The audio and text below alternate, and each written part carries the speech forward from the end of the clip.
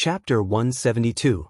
It was under such a tense atmosphere that Yang Chendong entered the capital from the Yang family manor. It was the day of the return trip.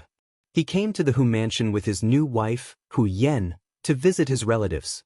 The inspection for leaving the city was very strict, but for entering the city, it was much more relaxed. This point was tantamount to slapping himself in the face, proving how ridiculous the so-called catching spies was. Since Yang Chendong became marquis, the lineup when he went out had become much larger. It was the same this time. The number of servants and guards alone had reached 30, and there were nearly 100 strong men and maids carrying boxes. From this point of view, Yang Chendong had already violated the rules. According to the law of the Great Ming Dynasty, a marquis could only take 8 attendants at most when he went out, but he had 30 guards. Even if he took more than 100 strong men and maids with him, the team was indeed too large. If it was in normal times, those imperial censors would probably impeach him again. But now, the capital was in danger. Who was in the mood to worry about this? Of course, even in peacetime, Yang Chendong would not change what he had decided. He came to create rules, not to follow them. Besides, in order to marry Hu Yen, Yang Chendong had given Hu family at least 2 million things, which had once shocked the capital. But in the end, those were filial gifts from Yang Chendong, but this time, Hu Yen was filial to her parents. The meaning was naturally different. Of course, Hu Yen would feel proud and happy that so many good things were given to her family. But after all, she was already a member of the Yang family. Out of consideration for her husband, she still said the words of refusal. In this regard, Yang Chendong reached out to scratch her nose and said with a smile, "Silly girl, you are my woman now. So what if I give you some things? Besides, your 6th son has nothing but a lot of money. Don't worry. After these things are given out, your 6th son will not become poor." This little joke made Hu Yen inexplicably happy, and her nose was a little sore. Although money might not be able to prove anything, wouldn't taking care of his face and being forthright and magnanimous prove his importance? Thinking of this, she sighed that she had married the right person and chosen the right man. The vast army entered the capital. If it were any other time, such a scene would definitely attract a lot of onlookers, and even a lot of discussions and gossip. At the same time, it would also garner a lot of envious gazes. But at this time, everyone was thinking about how to leave the capital to take refuge. Who would have the time to care about such trivial matters and watch such a show? Seated in the spacious and luxurious carriage, Yang Chendong would occasionally look out the window, gathering all the information in his mind and gaining a more direct understanding of the situation in the capital. Hu Yen nestled in Yang Chendong's arms. It was rare that there was no one else in the carriage, so she became somewhat unrestrained. She completely disregarded her reserved appearance and leaned her head against Yang Chendong's chest, feeling the strong and powerful heartbeat with a face full of happiness. When the carriage stopped in front of the Hu estate and Hu Yen got off, her face was still flushed with happiness. When she saw her mother waiting in the hall, she excitedly ran over. In the imperial court, the atmosphere today was exceptionally tense. In the past, in order to express his majesty, the emperor would first listen to the memorials of his subordinates, and then give a few suggestions when he had an idea, demonstrating his supreme authority. But today, before the officials could speak, even after they had just knelt down and chanted, "Long live the emperor," he asked anxiously, "Dear officials, do you have any ideas about the candidate to lead the army and the strategy to retreat the enemy? Do you all have any ideas?"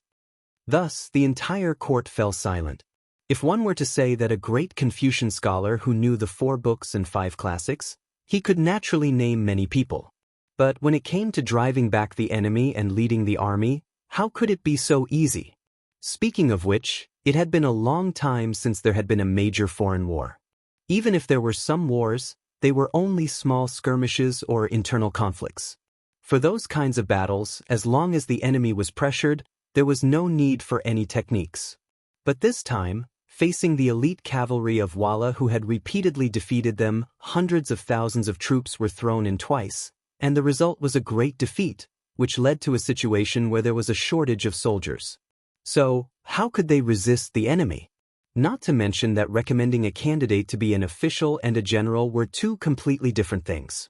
When recommending an official, even if the other party was not qualified, they could casually find a reason and say that they did not know the official very well to get away with it.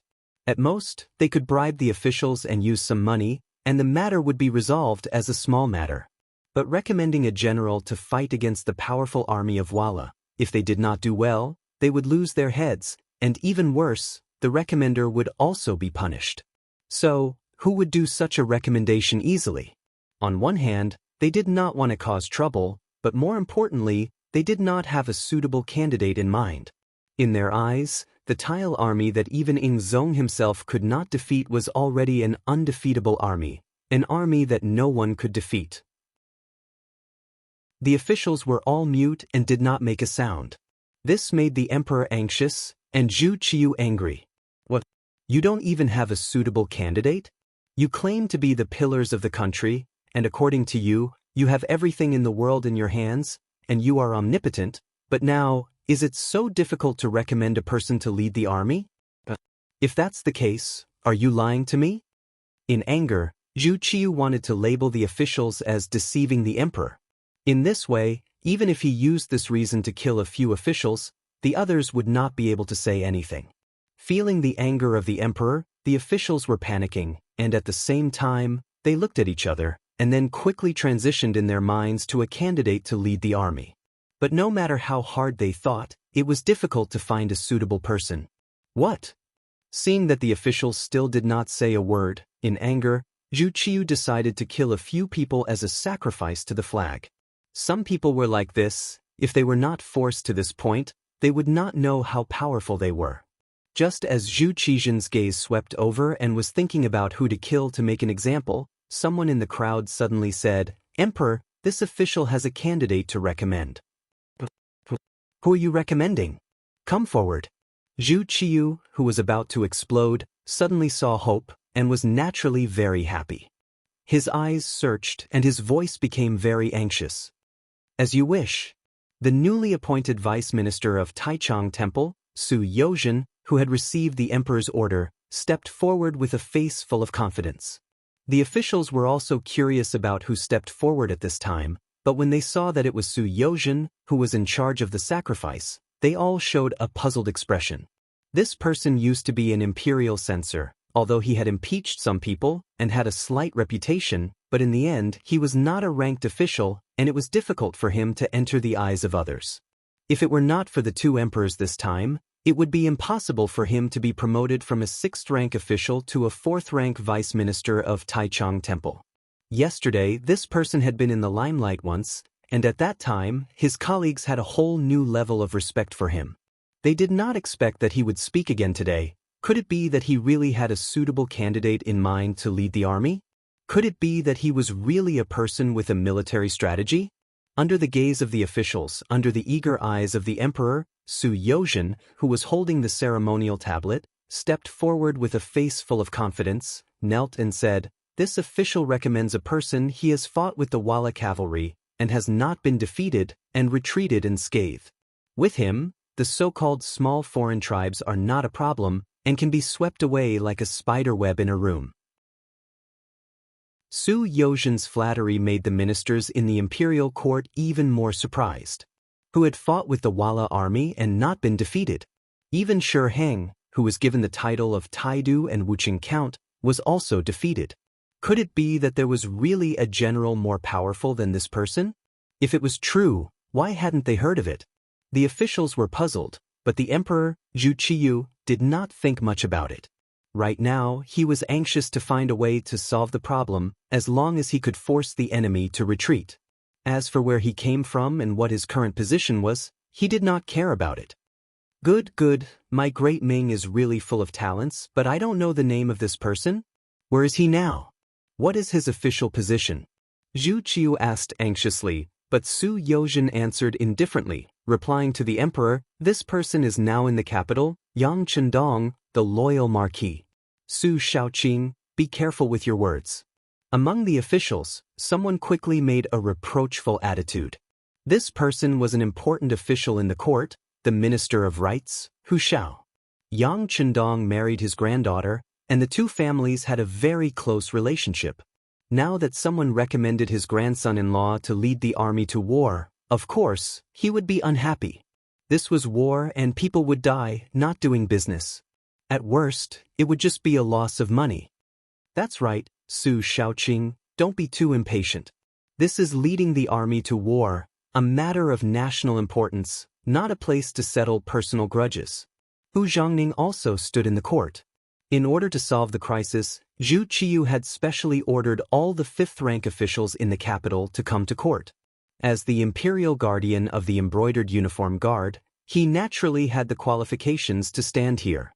He was already Yang Chendong's father-in-law, so he naturally could not ignore his son-in-law's matters. His words directly pointed out that there was a problem with Su Yozhen's motives. In fact, most people in the court remembered that when Su Yozhen was still an imperial censor, he had once impeached Yang Chendong for going to the red light district.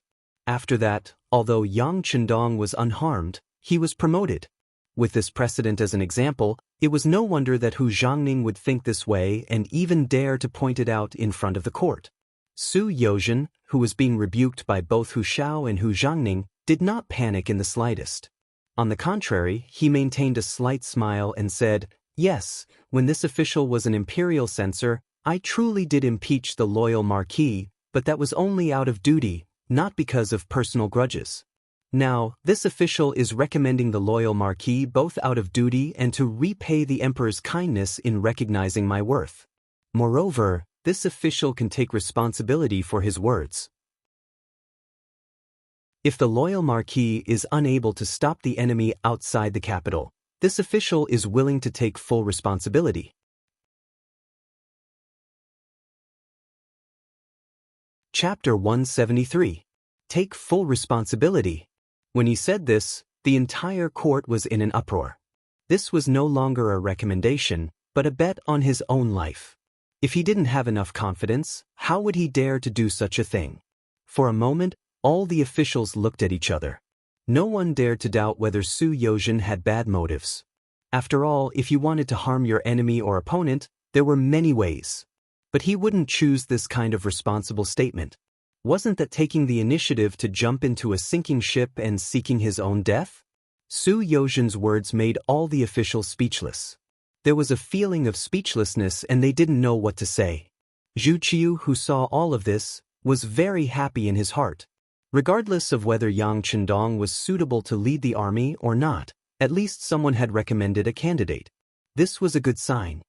He looked at Su Yozhen with a praising gaze and said, "Good, Minister Su is loyal to the country, your heart is praiseworthy.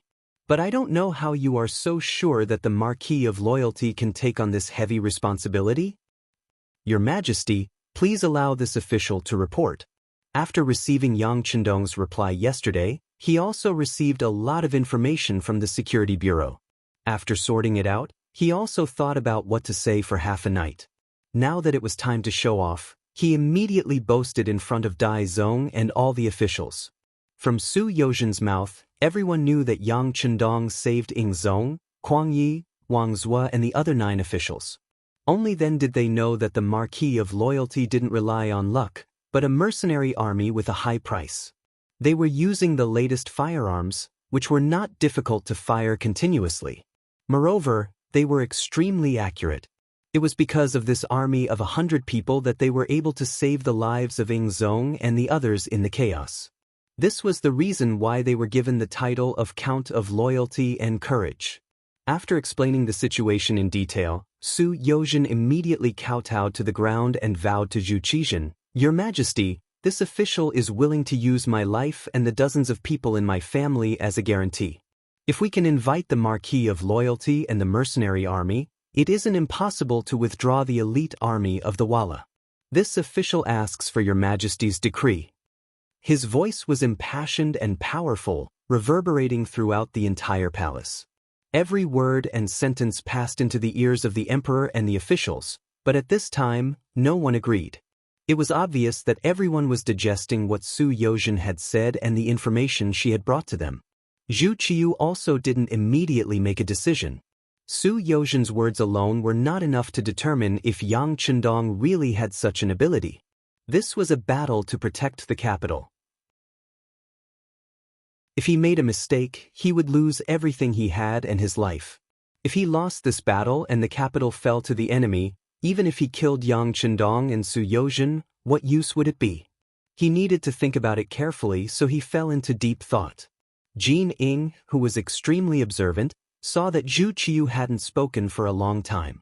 She reminded him in a small voice, "Your Majesty, is it possible to withdraw from court first and discuss this matter at court tomorrow morning?" "Oh, let's end the court session." Zhu Qiu nodded mechanically. Immediately, a drake-like voice rang out, "Court dismissed." The Hu estate. Yang Chendong had been sitting in the main hall, accompanied by the chief steward of the Hu estate. When Hu Xiao and Hu Zhangning returned, the three of them greeted each other. "Everyone else is dismissed." Hu Xiao glanced at the steward and Tiger's mane, who had been standing by Yang Chendong's side like a javelin. The steward withdrew. Tiger's mane also withdrew after receiving a signal from Yang Chendong. When only the three of them were left in the room, Hu Xiao took the initiative to speak. "Loyal Marquis, do you know that someone recommended you to lead the army in the battle against the Walla?" Hu Xiao asked directly, his sharp gaze piercing straight into Yang Chendong's heart. It was unimaginable that an old man in his 70s had so much experience in dealing with the world and pleasing countless people. Let alone a young man who wasn't even 20 years old, such a gaze would make even an old official of the same court panic. Even Hu Zhangning, who was seated next to Hu Xiao, felt a wave of pressure wash over him. However, towards this, Yang Chendong was neither anxious nor slow, and his expression was incomparably indifferent. It was as if these words were not directed at him. "Thank you for your concern, old master. Chendong is truly guilty." Calling Hu Xiao old master was not a common title at the time. This form of address caused Hu Xiao's expression to freeze. His sharp gaze and stern expression seemed to have faded a lot at this moment. Hu Xiao's aura was no longer overbearing. Yang Chendong spread out his hands and spoke with a sincere expression. "Old master, father-in-law has something to ask, so I naturally do not dare to hide it. Su Yozhen's intentions are my intentions." "What do you mean?" Yang Chendong's reply caused Hu Zhangning's expression to stiffen. He did not quite understand. On the other hand, his father, Hu Xiao, quickly understood everything. His gaze was filled with obvious surprise. "Su Yozhen is one of your people? When did this happen? Has she ever impeached you before?" "She has been one of my people since before the impeachment." Yang Chendong spoke extremely calmly, as if he was talking about something insignificant. There was not the slightest hint of pride. Controlling a rank 4 official of the imperial court was something to be proud of. However, no matter how one looked at it, he did not seem to care at all. It was as if everything was right and proper. This.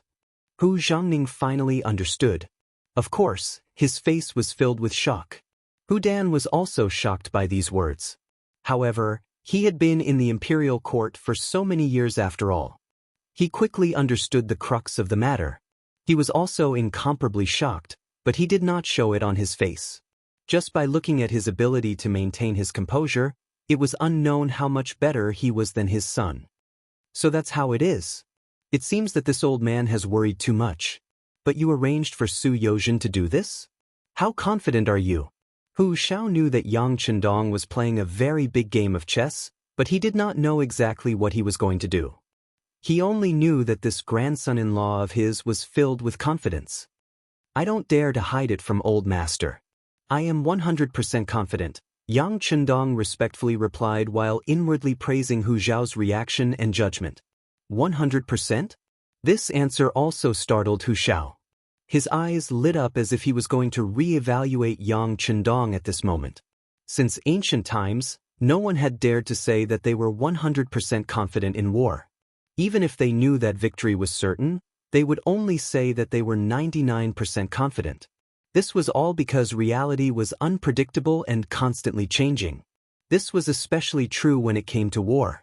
Often, if one did not consider everything thoroughly, it could change the entire situation. Who dared to say that they were 100% confident? Yang Chendong was so sure, without the slightest bit of impetuousness. It didn't seem like he was speaking without thinking.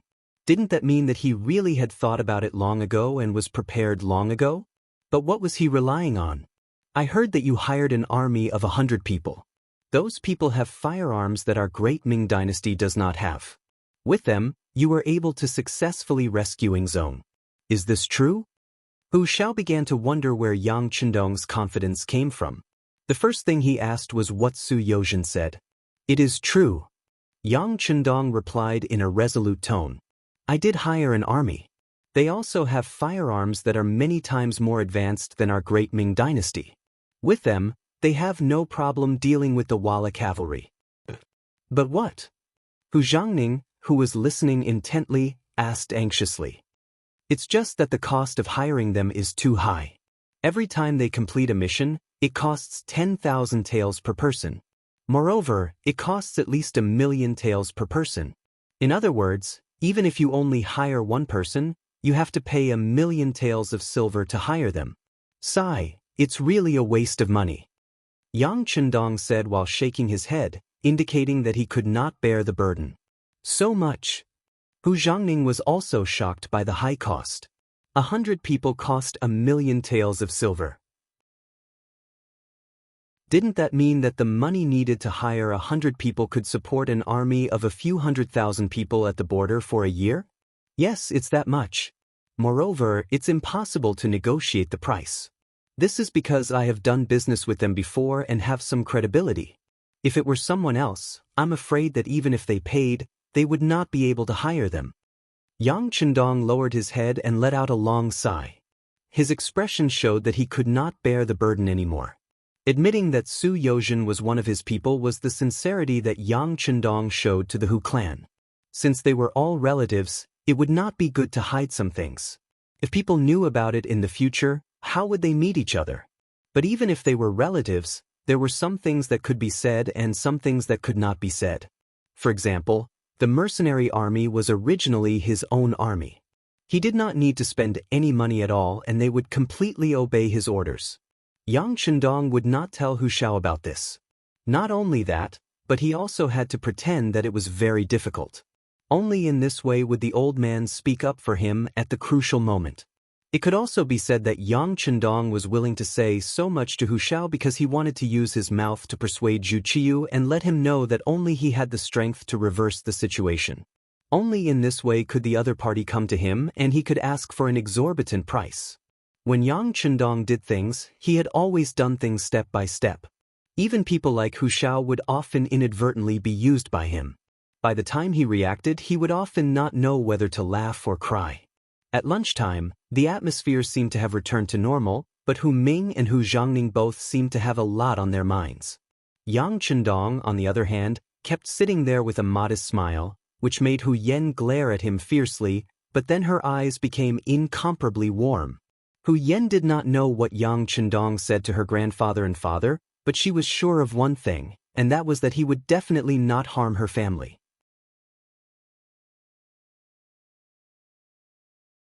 Chapter 174. This time, Hu Yen brought back so many good things. Compared to the other married sisters, her face was full of glory, and she received many envious gazes from the crowd.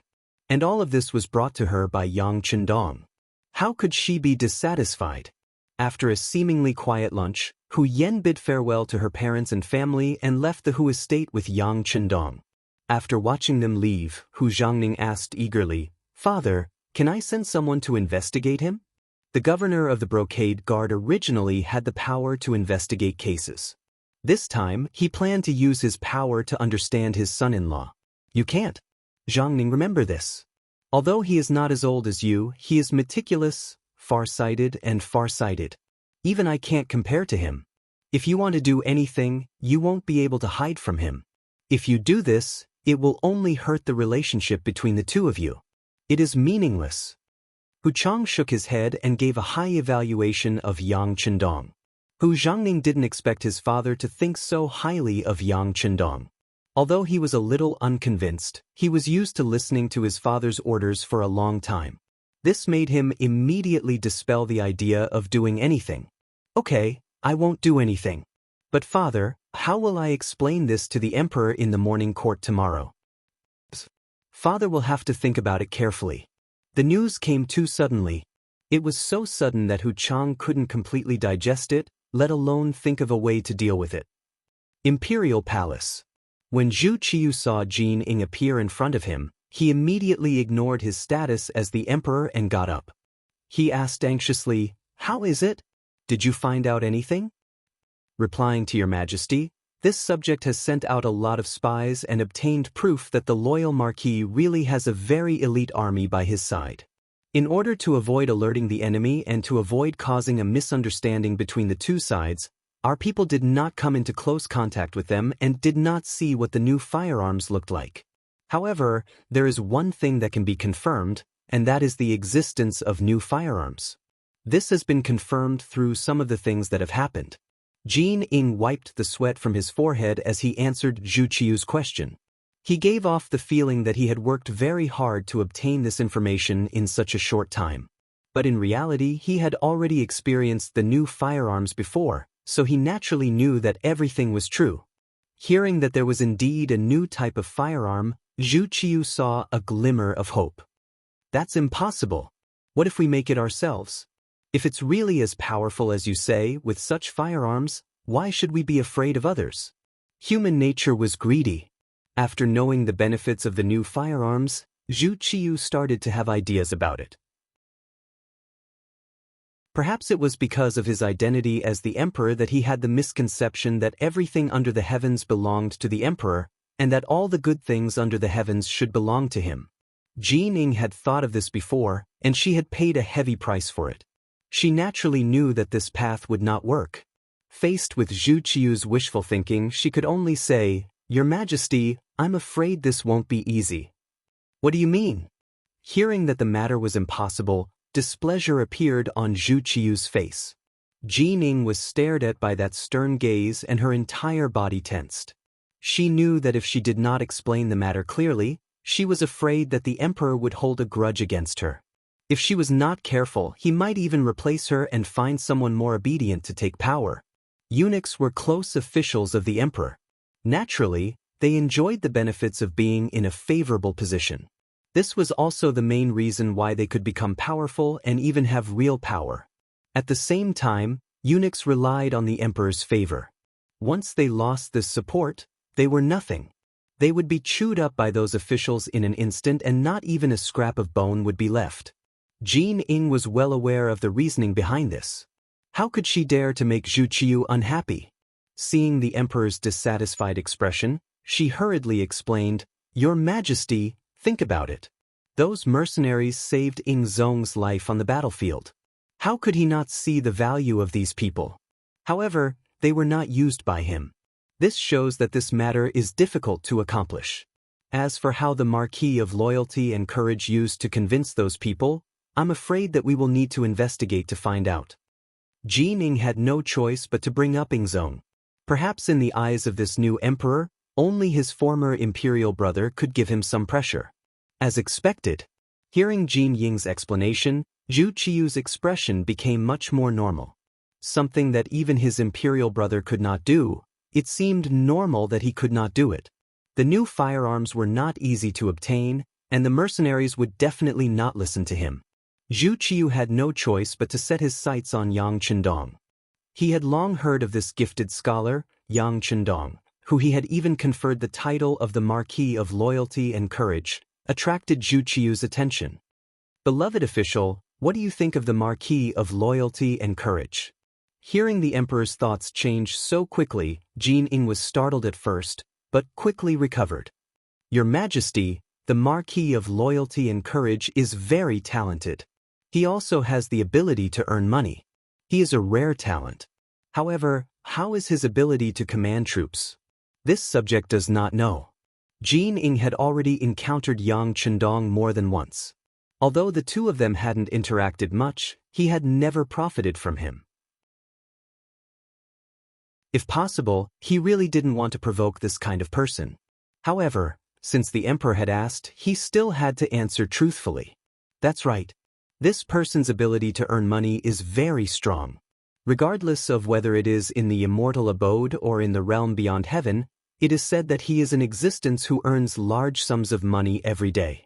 Even that unremarkable Yang Bao, I heard that he also earns quite a bit of money. This kind of person is a talent and should be used by us. Zhu Qiu longed for someone with the ability to help him. When he thought back to today's morning court, when all the officials had been so helpless, he thought that perhaps if Yang Chendong had been present, the situation wouldn't have been so awkward. Hearing that Zhu Qiu wanted to put Yang Chendong in an important position, Jin Ying lightly shook his head. Your Majesty, this subject said before that the Marquis of Loyalty and Courage is very capable of earning money. Thus, rather than calling him an official or a scholar, it would be better to call him a merchant. However, all merchants value profit over loyalty. No matter. It's good that he has a request. I'm afraid that a person has no desires. That way, we won't feel at ease using him.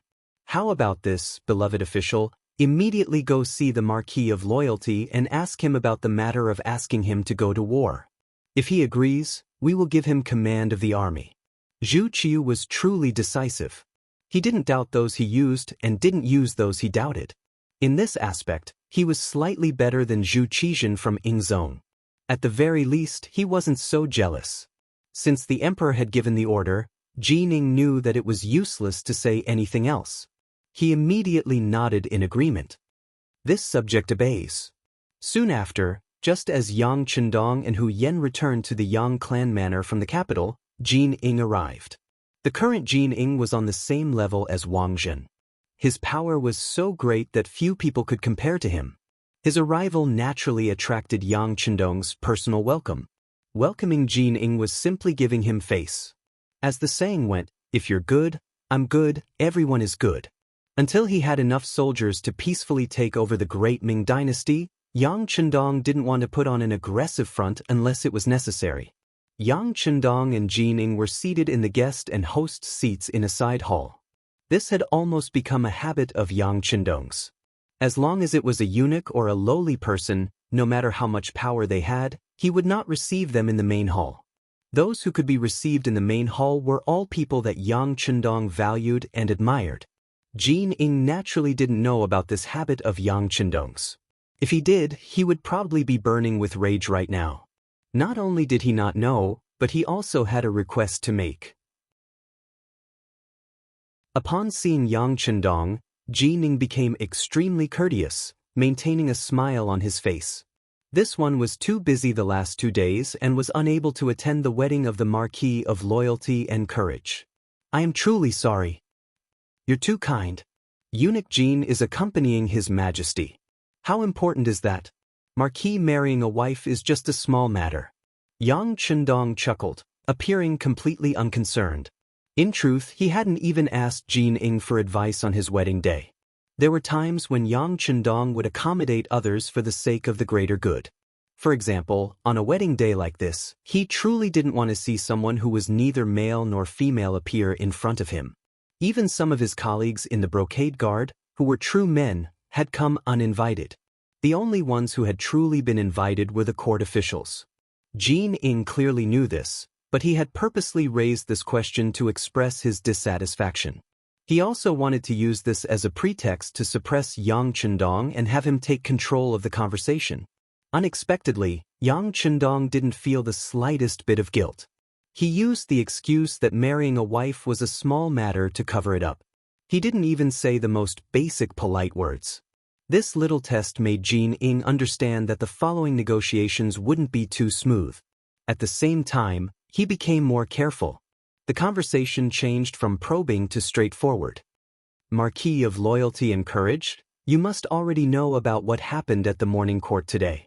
Someone has recommended you to lead the army against the Walla and raise the prestige of our country. Jin Ying was expressing that he understood his situation. He had just made a trip to Minister Hu's residence and must have received news of such an important matter. Now, please state your position.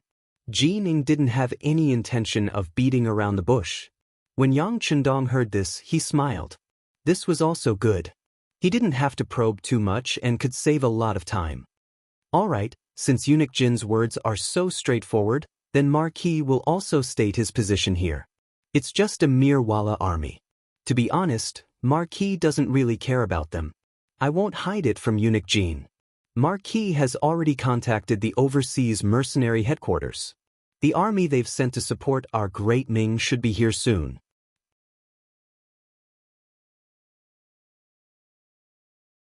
Chapter 175.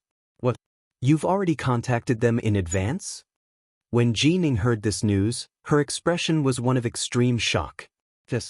As the ancients say, if one does not consider the future, one will have immediate worries. After witnessing the ferocity of the Walla cavalry outside the Tuma castle, this Marquis already knew that it would be difficult for our great Ming Empire's army to be their opponent. Thus, he prepared for a rainy day and sent out a signal to send out reinforcements. What? Is Eunuch Jin blaming Marquis for acting on his own? There was a faint smile in Yang Chendong's eyes as he stared at Jining. It was as if he wanted to see through his inner thoughts. No, how could that be? For some reason, Jining felt a sense of pressure. He had only felt this kind of pressure not long after entering the palace, when he was serving Zhu Di. It's fine as long as you don't. In truth, it's nothing much. I presume that someone of Eunuch Jin's abilities already knows how much it costs to hire these foreign mercenaries with advanced firearms.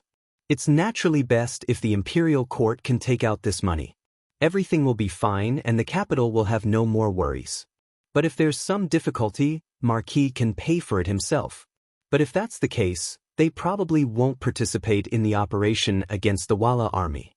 After all, it won't cost much to have them protect me and my property from leaving the capital. Marquis can still afford it.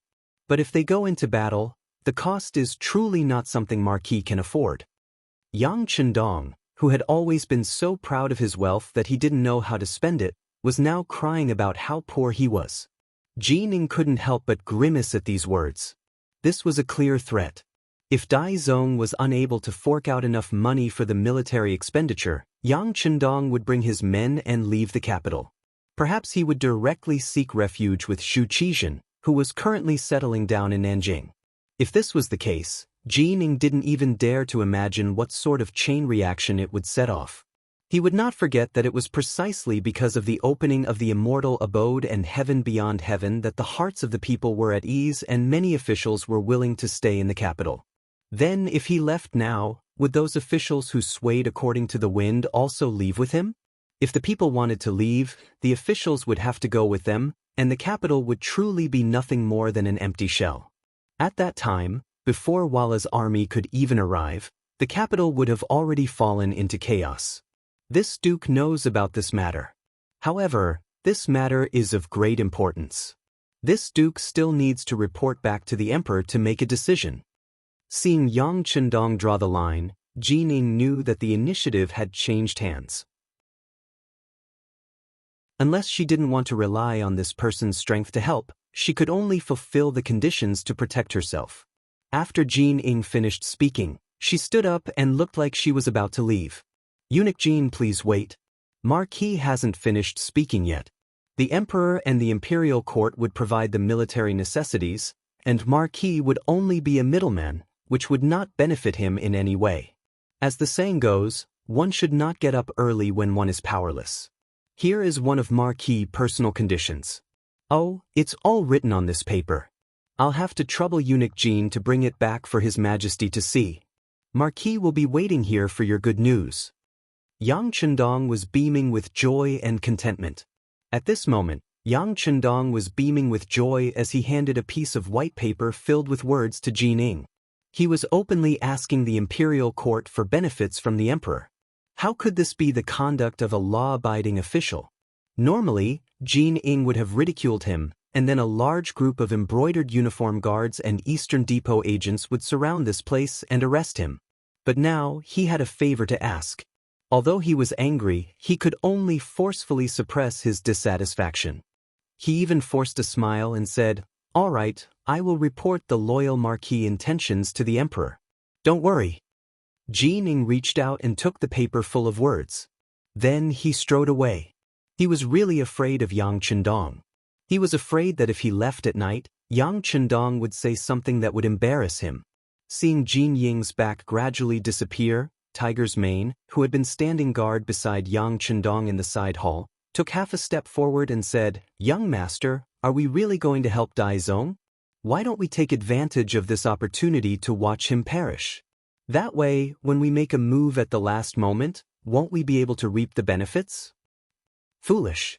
Yang Chendong, who had been smiling, suddenly had a cold expression. He looked at Tiger's Mane and said, "Have you forgotten what this young master said before? We're all Han people, so how can we protect the interests of the Han people and let them live better? That's what we need to do and consider. As for anything that harms the interests and lives of the common people, we must not do anything, understand?" Yang Chendong was suddenly angry, which gave Tiger's Mane a fright. He immediately half knelt on the ground and said, "Young master, I was wrong. You are the director of the Security Bureau? When you have nothing to do, you should analyze the situation properly. In the future, there will be many uses for you. If your ability proves that you can't keep up, then it's time for us master and servant to part ways." Yang Chendong sighed softly and said with a tone of disappointment. When he heard that he had to leave Yang Chendong because of this, Tiger's Mane was really frightened.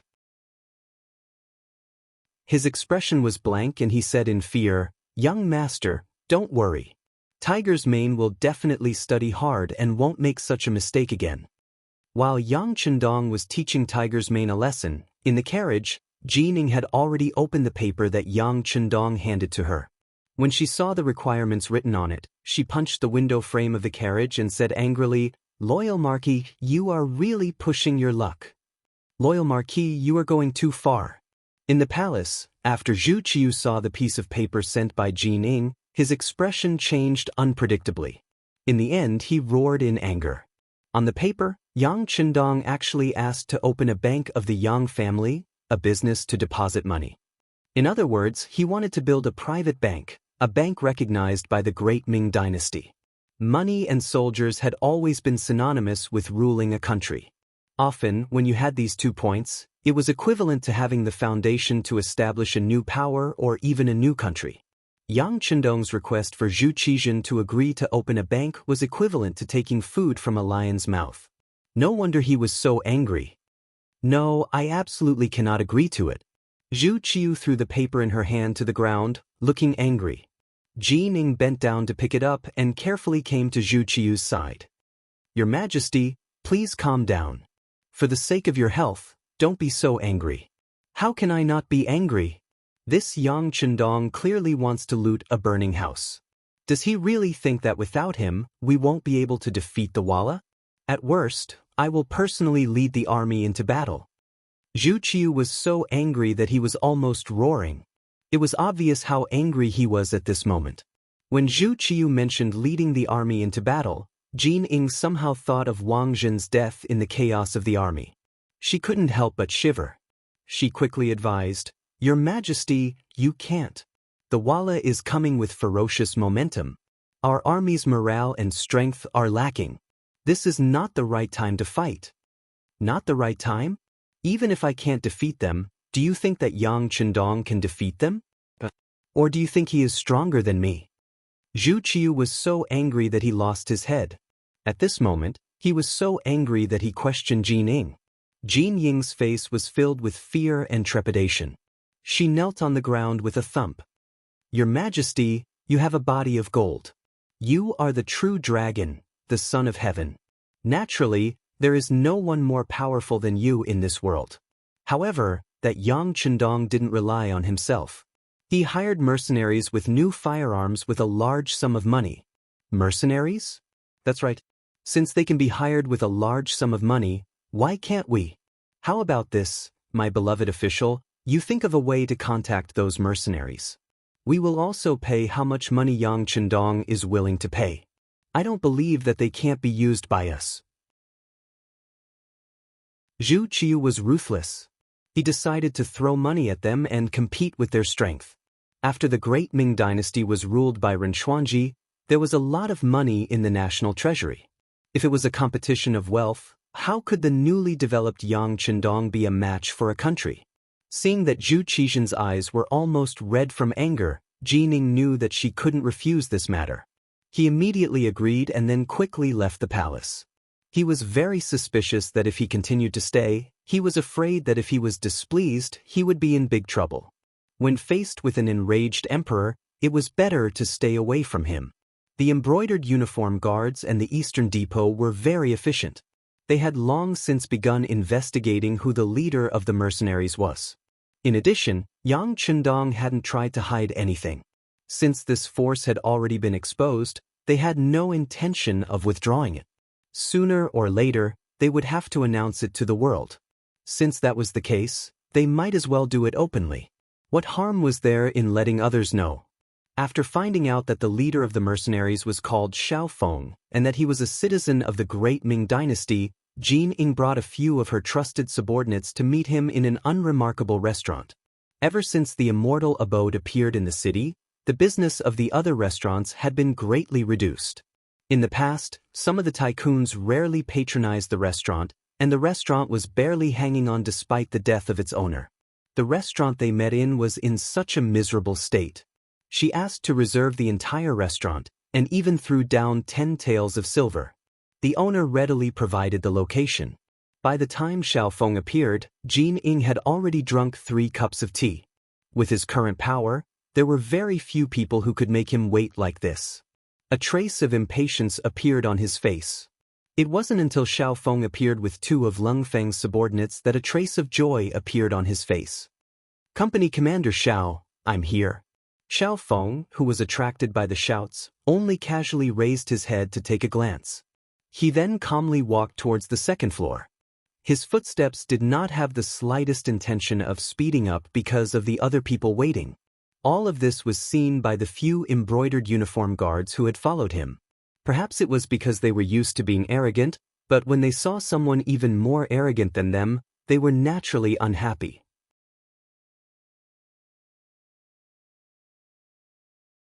Chapter 176. He's an esteemed guest. All of you behave yourselves. Don't interrupt as you please. Sensing the changes in her subordinates' emotions, Jining's expression turned cold, causing her subordinates to become much more obedient. The Commander Xiao, it's an honor to meet you. After reminding her subordinates to behave, Jining saw that Xiaofeng had already reached the second floor and was standing in front of her. She immediately laughed heartily. Xiaofeng noticed Jining's enthusiasm, but he didn't show any reaction. Instead, he nodded and arrogantly sat down on a chair in front of the table. He crossed his legs and casually scanned the surroundings. This restaurant's decor is too old-fashioned. It's too old-fashioned. What he meant was that the place Jining had chosen to meet him was a little too shabby. In response, Jining could only smile and say, "I originally wanted to invite Commander Xiao to a banquet in the Immortal abode, but after considering that it's the loyal Marquis territory, I'm afraid it'll be inconvenient." "What's so inconvenient about it? We're mercenaries. We're only doing this because we took the loyal Marquis money." Xiaofeng raised his head, as if he didn't care about Yang Chendong at all. It seemed like Xiaofeng didn't put anyone in his eyes, but when he said these words, his little heart was thumping. He thought in his heart, "Young master, you taught me to do all of this. It's not that I don't respect you." How could Jining know this? After probing a little, she discovered that Xiaofeng and Yang Chendong were only mercenaries. She was overjoyed. As expected, mercenaries only recognized money and not people. In that case, if others could hire them, wouldn't it be the same if they had money too? As she rejoiced in this information, Jining leaned forward and asked in a small voice, "Then if our emperor is willing to pay money to hire you, would you be willing to work for him?" "Why not?" Xiaofeng stared at Jining, as if this was a matter of course and there was no doubt about it. Jining didn't expect to get the answer so quickly. She was overjoyed and sighed that this task wasn't difficult. She opened her mouth and said, "If that's the case, how much did the loyal Marquis spend to hire you?" "Our emperor is willing to pay the same price." "No. I'll give you an extra 10%. "Your emperor is willing to invite us? But what are you doing?" Xiaofeng pretended to be interested and asked. "It's nothing. We just hope that you can defeat the Walla's army that threatens the safety of the capital." Our emperor has also said that once you succeed, he will give you more silver. Jin Ying was afraid that Xiao Feng would be afraid of war, so she purposely emphasized on giving them more money. Tiger's Mane had previously spoken to Xiao Feng on behalf of Yang Chendong about what would happen if he met Jin Ying. He wasn't surprised at all that Jin Ying had said. Thus, when he heard this, he said as they had discussed, "Eunuch Jin, I'm very sorry, but this isn't a problem with the money." Jin Ying, who had been prepared to talk incessantly and even wondered if she could get some more money from the commission for her own use, was immediately struck dumb by Xiao Feng's answer. She didn't understand. Just now, they had said that they could be hired with money, so why couldn't they do it now? Seeing the confusion on Jin Ying's large face, Xiao Feng shook his head and seriously said, "Eunuch Jin presumably knows that I am only a company commander and belong to a branch of the mercenary army. There are officers above me, so I can only report your request to the higher-ups. As for whether they will accept or not, that will depend on the higher-ups." "What? You mean that your position doesn't allow you to make the decision on this matter?" Jin Ying had thought that Xiao Feng was the head of the mercenary army, but to her surprise, he didn't even have the authority to make the decision. "That's right, I truly don't have the authority to make the decision. Of course, if your emperor is willing, you can report the price first. I will immediately report the situation. I think it won't take long before we get a reply." Xiao Feng nodded and said in a businesslike tone. Upon hearing that he still had to report the matter, Jin Ying considered the current situation in the capital and realized that he probably didn't have much time to prepare. Thus, he anxiously asked, "Then how long will it take for you to report the matter?" "That will depend on luck. If everything goes smoothly, it should be about a month or two." Xiao Feng pretended to be thinking very seriously, and after thinking for a while, he very cautiously replied. Yang Chendong had naturally thought of this answer so that Jin Ying wouldn't have any other ideas. Reality proved that when Jin Ying heard this answer, he immediately became listless. Only now did he realize that what Xiao Feng had said wasn't a problem with the money, but rather how to interpret it. This was Yang Chendong's method of giving people hope and then giving them disappointment. In order to prevent others from thinking that these mercenaries were directly related to him, he couldn't refuse Jin Ying's request, but he also couldn't fulfill his wish. In this way, the delaying technique could be put to good use. Jin Ying left in disappointment, not even offering a price. He probably also knew that if he waited for Xiao Feng to report the matter, who knew how long he would have to wait. At that time, whether or not the capital even existed would be up in the air. Trying to change the situation would be pointless. Upon returning to the imperial palace, Jin Ying truthfully reported his meeting with Xiao Feng to Zhu Qiu. At this time, Zhu Qiu had already awoken from his rage at Yang Chendong's request, or perhaps it could be said that he was no longer so angry. When he heard Jin Ying's report, he let out a long sigh and said, "So, we can only agree to the loyal Marquis request?" "I'm afraid that's the only thing we can do," Jin Ying weakly replied. The emperor trusted him so much, but if he couldn't even handle such a small matter, he truly felt that he had no face left. "Beloved official, what do you think of this matter? If I agree to the loyal Marquis request and allow him to set up a private bank, what kind of adverse effect will it have on us?" Knowing that there was no other choice, Zhu Qiu began to face the problem of the Yang clan's bank. Jin Ying had already begun to consider this matter on the way back from the restaurant. Since the mercenary route was not feasible, they could only face Yang Chendong. The matter of the bank had to be placed before them. Hearing Zhu Qiu's question, Jin Ying hesitated for a moment, and then a vicious light flashed through his eyes as he said, "Your Majesty, this might not be a bad thing. You can agree to let him set up a Yang clan bank. As long as Walla retreats, won't Your Majesty have the final say in your territory? What if the loyal Marquis is not here one day? Don't you think that the money in the bank will be confiscated? If that's the case? If that's the case, everything the loyal Marquis is doing now is just making a wedding dress for Zhen." "Beloved official, is this what you mean?" Zhu Qiu originally had this idea, but he was the emperor. This kind of matter of getting rid of the donkey after it had outlived its usefulness was not good, so as to avoid other people's gossip. However, Jin Ying was completely different. He was just a eunuch. For someone who wasn't complete, it was normal for him to do anything. Your Majesty is wise. Jin Ing saw that Zhu Qiu understood what he meant and immediately knelt on the ground and exclaimed, "Ha, good. The problem was solved so easily." Zhu Qiu couldn't help but be in a good mood. If that's the case, what's the harm in agreeing to his request? Not only that, we should also create momentum for him. How about this? When the Yang family bank is established, the imperial palace will also deposit some silver into it. Presumably, with this emperor taking the lead, there will definitely be many people depositing silver, and the amount won't be small, right? Yes, Your Majesty is wise. When the Yang clan bank is set up, it will be a fat pig. Once it's fattened up, Your Majesty can slaughter it at any time and use it for your own purposes. Jin Ing also chuckled at the side. At this moment, the two officials had malicious smiles on their faces. If Yang Chendong saw this, he would definitely be overjoyed. In the Yang clan manner, Xiao Feng had already rushed back and reported the first sentence he said to Jin Ing from the beginning to the end of their meeting. If Jin Ing was present at this moment, she would definitely be very surprised. Company Commander Xiao Feng, who had said that he didn't care about the loyal Marquis, was now so respectful and careful when he saw Yang Chendong.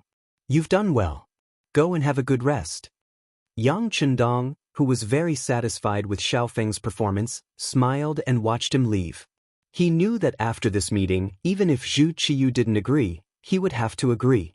In this way, the Yang clan bank would be recognized by the imperial family, and its development would be just around the corner. Of course, with Yang Chendong's intelligence, it was impossible that he hadn't thought of Zhu Qiu's revenge.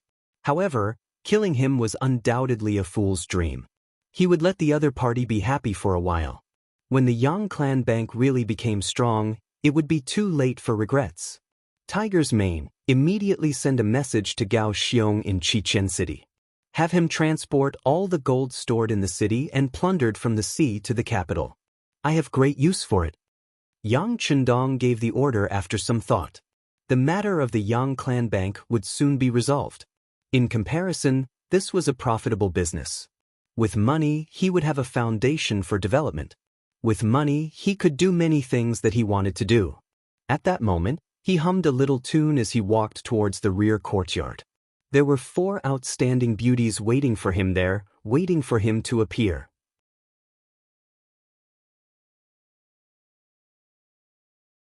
Chapter 177. In the main hall of the Imperial Palace, the officials had gathered early in the morning for a meeting. There was only one topic for this so-called meeting: who should lead the army to battle Walla. In yesterday's imperial court, Vice Minister Su Yozhen of Taichang Temple had recommended that Marquis of Loyalty Yang Chendong lead the army. Zhu Qiu had not agreed on the spot and had instead given the officials one day. Early this morning, this topic had become the first matter to be resolved. Last night, another report had come from the front lines. Commander and Commander-in-Chief Wuxia Count Shiheng had led a defeated army of less than 30,000 retreating toward Deng. There was nothing in front of Walla's army to block their path, and they were able to pass through Juyong Pass and head straight for the capital. This meant that the enemy would arrive at the capital in 7 days at the slowest and 4 at the fastest. If the capital was still unprepared, it would be broken through and everyone would be captured or killed. With the situation so grim, a candidate had to be chosen.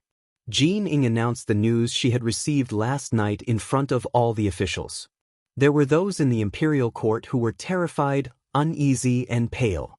Civil officials used their mouths while military officials used their sabers. In times of peace, etiquette came first and reason was paramount. This naturally created a situation in which civil officials suppressed military force. But in an emergency situation, reason naturally did not make sense. Trying to reason with the enemy was tantamount to telling a tiger in the mountains to switch to a vegetarian diet. How laughable was that? It was no different from walking into the tiger's den. When they saw that the war was unavoidable, the civil officials naturally shut their mouths. On the contrary, they even revealed expressions of fear.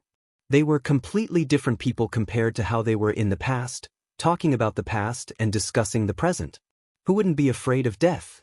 After repeated defeats, Walla's army had placed an enormous pressure on the officials. One could truly say that they paled at the mere mention of it. In this situation, now that there was a candidate to recommend, the officials naturally did not hold back on their praise. Minister of War Yiming proposed that Marquis of Loyalty Yang Chendong lead the army. This new minister was truly rather afraid that if there was no suitable candidate, Dai Zong would have him lead the army into battle. If that happened, what difference would it be from sending him to his death? With the Minister of War taking the lead, the other officials naturally agreed. At this moment, they were treating a dead horse as if it were still alive. And it wasn't just the officials. Even Hu Xiao and Hu Changning, who had opposed the idea yesterday, were now among the officials who supported it. Not only did they support Yang Chendong leading the army, they also requested that he be given great authority. They also said that if the army could not be unified, countless variables could appear on the battlefield. Obviously, when they returned to the Hu estate yesterday, Yang Chendong's words could be considered to have convinced the Hu father and son, which was why they had such a change today. The crowd of courtiers almost unanimously supported Yang Chendong. Sitting high on the dragon throne, Zhu Qiu knew that the general trend could not be changed. At the imperial court, he ordered people to go forward and pass on the imperial decree for Yang Chendong to attend the imperial court. At this moment, the newly ascended emperor had clearly made up his mind. In the Yang clan manner, Yang Chendong wore a black gauze hat and a turtleneck shirt. There was a python pattern on the chest patch and a belt around his waist. He looked like a third-rank official as he sat in the main hall. Beside him, Hu Yan, Xiao Yin, Lady Shui, Lady Xiang, and Yang Duo were pointing and laughing. From time to time, they would cover their mouths with their hands and chuckle. Clearly, this was the first time they had seen the sanctimonious Yang Chendong. Is there something wrong with that? Seeing that the five women's eyes were so curious and changing, Yang Chendong finally couldn't help but ask if there was a problem. No, it's very good. I used to see grandfather and father dressed like this when they went to court. I just didn't expect Sixth Lang to have such a day, so I'm very curious. Hu Yen covered her mouth and chuckled while shaking her head. She wanted to pretend to be serious, but no matter how she looked at it, she could not hide the smile on her face. There was really nothing wrong with Yang Chendong's clothes. If there was anything to blame, it could only be blamed on his young age. He was not even 20 years old, yet he was dressed so formally. It gave the girls a feeling that he was too dignified and ridiculous. Is there really no problem? Yang Chendong asked with some disbelief. He glanced at the women one by one. Apparently, he did not believe Hu Yan's words just now. There's really no problem. Seeing the disbelief on Yang Chendong's face, seventh sister Yang Duo stood up. It's just because you rarely wear court attire, so everyone is not used to it. Yes, I'm also not used to it. Forget it, I won't wear it. Come, take it off for the young master. Yang Chendong also felt uncomfortable after wearing these clothes, so he simply decided to stay away from them. As he spoke, he really took off the court attire. Xiao Yin stepped forward to help and asked with doubt, Sixth Lang, do you really want to take it off? Didn't you say that the emperor would send an edict to invite you to enter the palace in a while? There's nothing wrong with entering the palace, but who stipulated that I have to wear court attire to enter the palace? It's so awkward, so it's better not to wear it. Yang Chendong smiled and shook his head. In his heart, he was thinking, I don't have the intention to be an official of the great Ming dynasty, so why do I have to abide by their rules? Besides, if I can't even make this decision and have this little freedom, then I'll be too pitiful. After taking off the court attire and changing into a new set of green clothes, Yang Chendong felt incomparably comfortable. He couldn't help but laugh. That's right.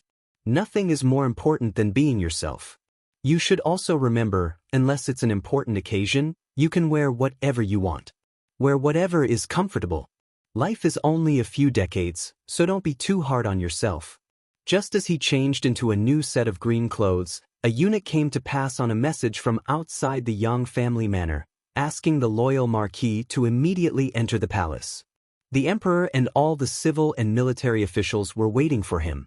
Tiger's mane had already prepared a healthy horse. Yang Chendong nimbly flipped onto the horse and waved at the women behind him. Then, under the protection of Tiger's mane and Qiu Vi, the first guard, he went straight to the capital. Hu Yen watched her husband leave. When she couldn't see his shadow anymore, she put on the appearance of a big sister. She turned around to look at Xiao Yin and the other two girls and said, "Lu Lang has left. According to his instructions last night, we must immediately take action. Second sister Xiao Yin will stay in the Yang family manor to take care of the overall situation. Third sister Lady Shui and fourth sister Lady Xiang will go to the capital. As long as there are cheap properties and fields, buy them and register them. We'll listen to big sister's instructions." Xiao Yin, Xiao Yuxue, and Dong Hanxiang hurriedly agreed. Yang Duo and her daughter were left behind. Seeing everyone start to get busy, their faces were filled with envy. At this time, her thoughts were also changing. In her eyes, women were no longer just women who knew how to take care of their husbands and children. They could actually do many things. In the imperial court, the officials had been standing here for a long time. Some of the more impatient officials even looked out of the hall more than once, as if they were waiting for something. Amidst the anticipation of the officials, a eunuch's typical Drake-like voice rang out. "The loyal Marquis requests an audience." He's here." When the officials heard the shout, they hurriedly straightened their clothes and stood in place. Even Zhu Qiyu, who was sitting on the dragon throne, subconsciously straightened his dragon robe and looked outside the hall with bright eyes. Amidst everyone's anticipation, the azure-robed Yang Chendong strode into the throne room.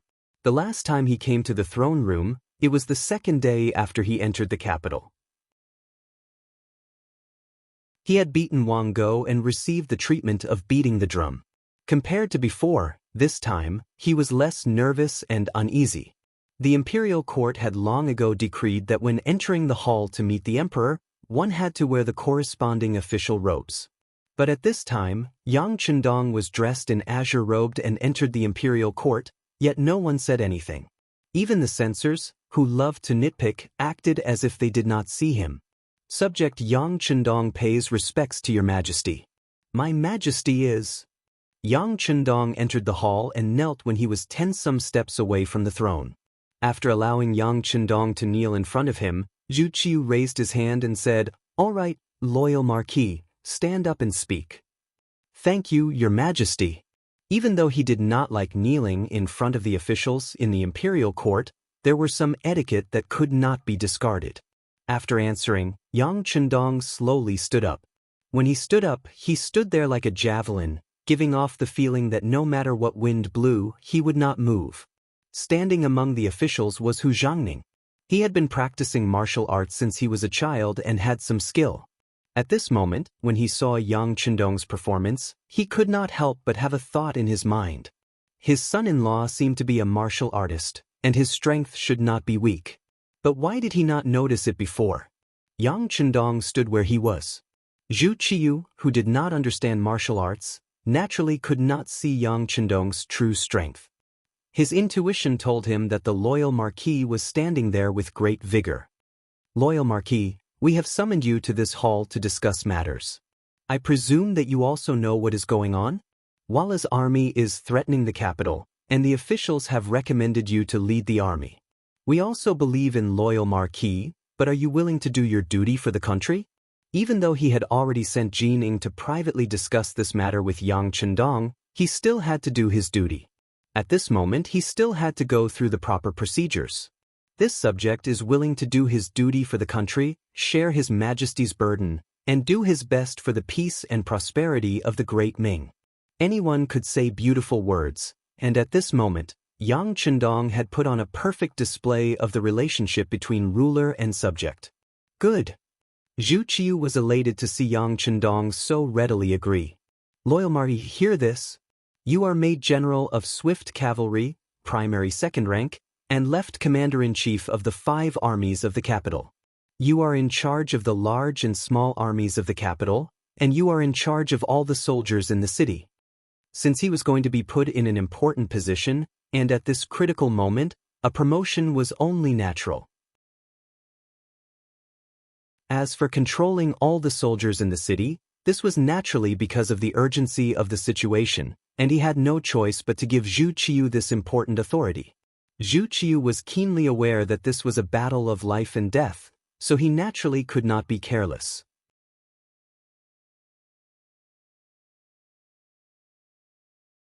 Chapter 178. This subject accepts the decree and thanks for your Majesty's grace. Yang Chendong knelt and bowed. Zhu Qiu had only accepted the decree and didn't make any promises. He knew that it wasn't enough to just give Yang Chendong military authority, and it was time to state the conditions that they had agreed on. Otherwise, if he didn't put in any effort, it would be equally dangerous. His gaze first swept across the officials before landing on Yang Chendong. This time, the Walla has invaded the borders and is heading straight for the capital, causing the capital to be in danger. I heard that the price of grain has skyrocketed, and the value of gold and silver has shrunk, causing the commoners to panic. With this in mind, we believe that this isn't only due to Ing Zongxin's defeat, but also due to the merchants taking advantage of the situation. Thus, we have decided to open a private bank among the commoners. Loyal and courageous Marquis, we wish to hand over this responsibility to you and request that you stabilize the price of goods in the capital in the shortest time possible. Are you able to do so? He first talked about the situation in the capital, and he didn't forget to mention the matter of Ing Zongxin's defeat. Then, he threw out the idea of establishing a private bank and asked for Yang Chendong's opinion. These scenes made the officials feel overwhelmed. Only Yang Chendong had an indifferent look on his face. He had long expected such a result. This was originally a matter that had been discussed. Just as Zhu Qiu thought, if he was only given military authority and no other benefits, he might still defend the capital, but that was it. However, if he obtained enough benefits, he would be able to fight this battle beautifully. After kneeling and bowing 3 times, Yang Chendong finally revealed some gratitude. This subject is willing to establish a private bank and contribute to the economic development of the Great Ming Dynasty and the stability of the country. At the same time, this subject intends to change the name of the private bank to the Yang Family Bank. At that time, this subject will pay 2 million taels of silver to the national treasury every year as business tax. I ask for your Majesty's permission. A series of gasps could be heard in the hall. As for the matter of establishing a bank and changing its name to the Yang Family Bank, many people still didn't understand what was going on.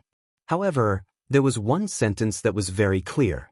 That was, if a bank was willing to hand over 2 million taels of silver to the national treasury, that was equivalent to half of the annual agricultural tax. What kind of figure was this? It was also money that many officials could not earn in their lifetime or even several lifetimes. However, it was easily promised by Yang Chendong. How could people not be shocked when they heard it? For real, Emperor Zhu Qiu was the most surprised. If you don't manage the household, you don't know the cost of firewood and rice. These words were also applicable to the emperor. Originally, Zhu Qiu only wanted to be a yuan. She only saw the emperor's awe-inspiring appearance and how everyone responded to his call. However, after becoming the emperor, he realized that money was the most important thing in a country. Money was needed for a natural disaster. Building irrigation works required money. Building a city required money. More money was needed to raise officials and soldiers. In short, if one wanted to be a wise emperor who was praised by everyone, then he needed to use countless amounts of money to solve everything and strive to satisfy more people. This was the emperor's task. Although Ren Xian's rule was first and the national treasury was abundant, a lot of money was used in the Battle of the Tuma Castle.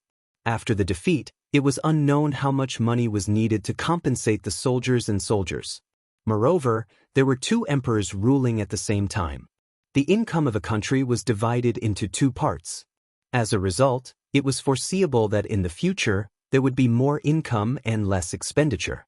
Moreover, if he wanted to become a truly famous ruler, the task of unifying the entire country was a must. It was very likely that he would have to fight with Zhu Qizhen. If he wanted to fight a war, who knew how much money he would need? As a result, how to generate income became the focus of the work in the future.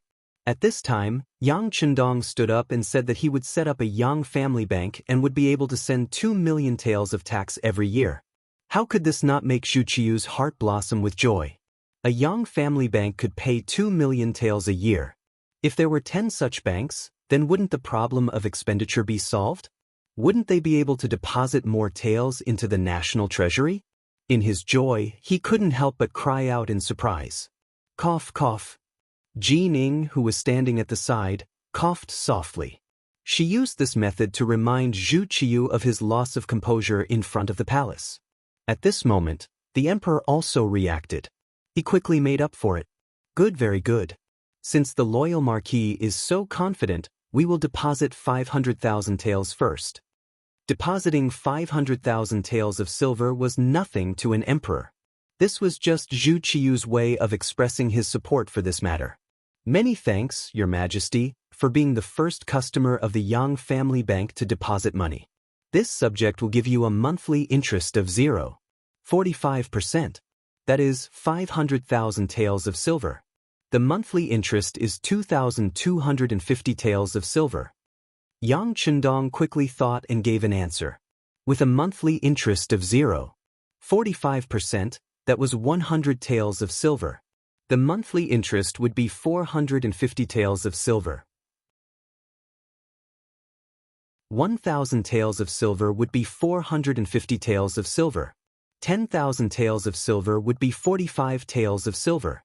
This kind of interest was still very high. At least, it was higher than the current interest of a modern bank.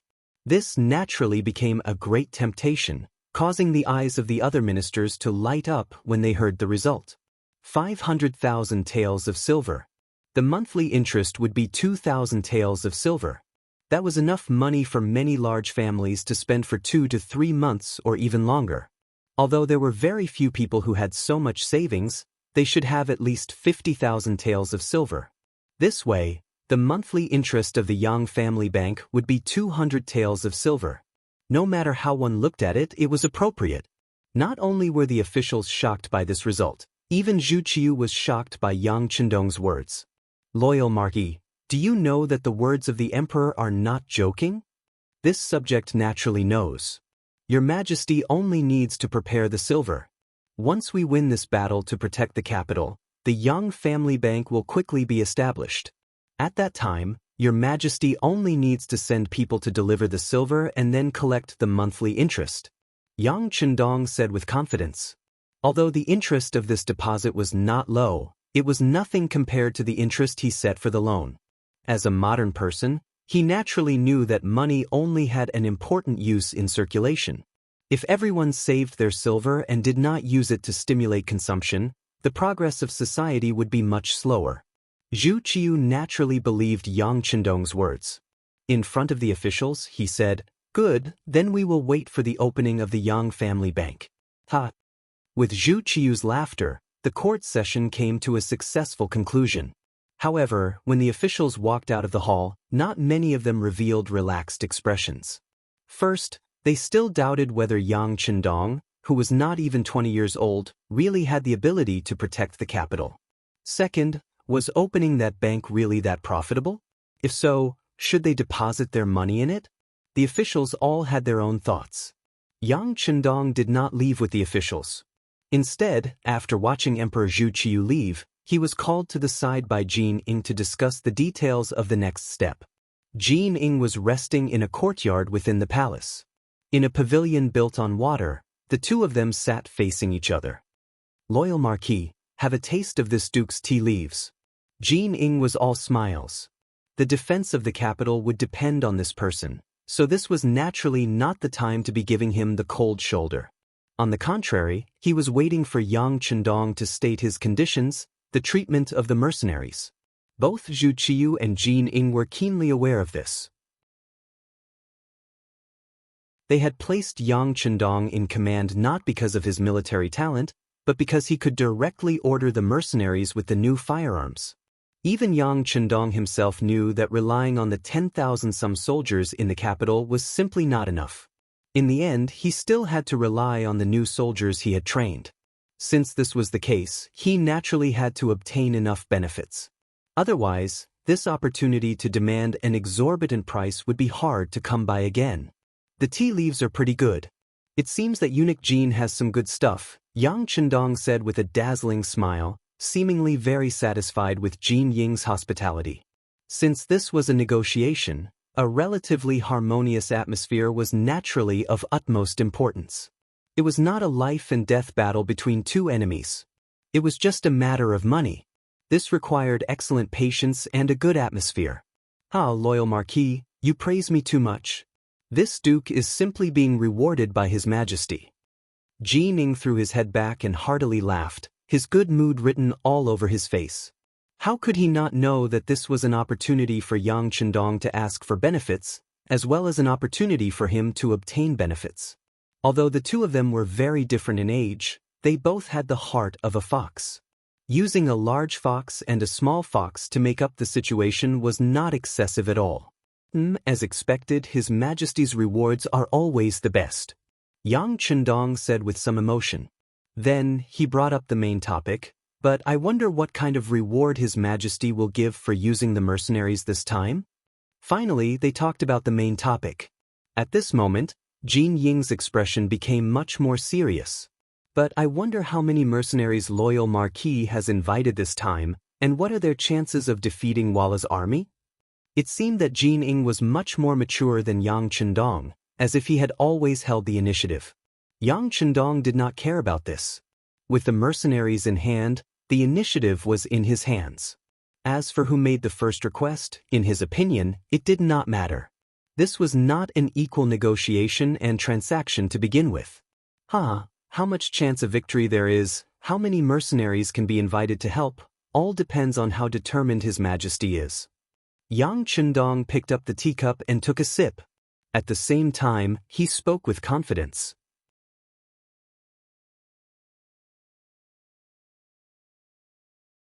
Chapter 179. Oh, based on what you're saying, if the Emperor's reward is enough, we can definitely win this battle? Jin Ying was not very interested in Yang Chendong's boasting. He was just a young boy who was not even 20 years old. He had only been on the battlefield once and relied on his so-called advanced firearms to save Zhu Qizhen. Did he really think that he could treat all the heroes of the world as if they were nothing? Could he really treat the Tile army as if they were invisible? Wasn't he being too arrogant? Jin Ying wanted to strike a blow at Yang Chendong and weaken his momentum. Then, during the negotiations, he would have more power to take the initiative and naturally be able to obtain more benefits. Yes. Marquis has absolute confidence, Yang Chendong replied confidently. There was still a calm smile on his face. How could he not see Jin Ying's intentions? How could he not know that war was ever-changing? Logically speaking, even if you had great power, you could not speak too confidently. But this time, he was going to do the opposite. He had absolute confidence that he could win this battle. All of this came from his confidence in the firearms in the warehouse and his absolute trust in the cold front. He was about to bring the tea to his mouth and see how Yang Chendong would answer his question. As long as he said something that lacked confidence, that would be the time for Jin Ying to press the issue. Then, when the time came, he would be able to lower his demands to the minimum. Then, he would be able to make a contribution in front of Zhu Qiyu and think of a way to obtain more benefits for himself. However, before he could drink the tea, Yang Chendong had already given him an answer. It was an answer that was certain and confident. He said that he had absolute confidence in defeating the Walla's army. This answer was completely out of Jin Ying's expectations. After a moment of shock, a cautious light flashed through his eyes. He said, "Marquis, war is not a game. You can't just talk about it casually. You have to see blood and kill." Of course, Marquis knows this. When Marquis saved Ing Zong and the 9 important officials at Tuma Castle, he also saw blood. Who knows how many of the Walla army died at Marquis' hands? Of course, I know this very well. In response to Jin Ying's question, Yang Chendong responded with a smile. He looked very casual and confident. "Marquis, are you that confident? This time, you're not trying to break out of the encirclement while the Walla's army is not paying attention. Instead, you're trying to stop the enemy outside the country? Then, you might be facing a large group of the enemy's army?" Jin Ying's tone of voice was still somewhat skeptical, When the Tuma castle was defeated, it was true that Yang Chendong had saved Ingzong and the 9 important officials. But at the time, he had chosen to go in the opposite direction of the enemy.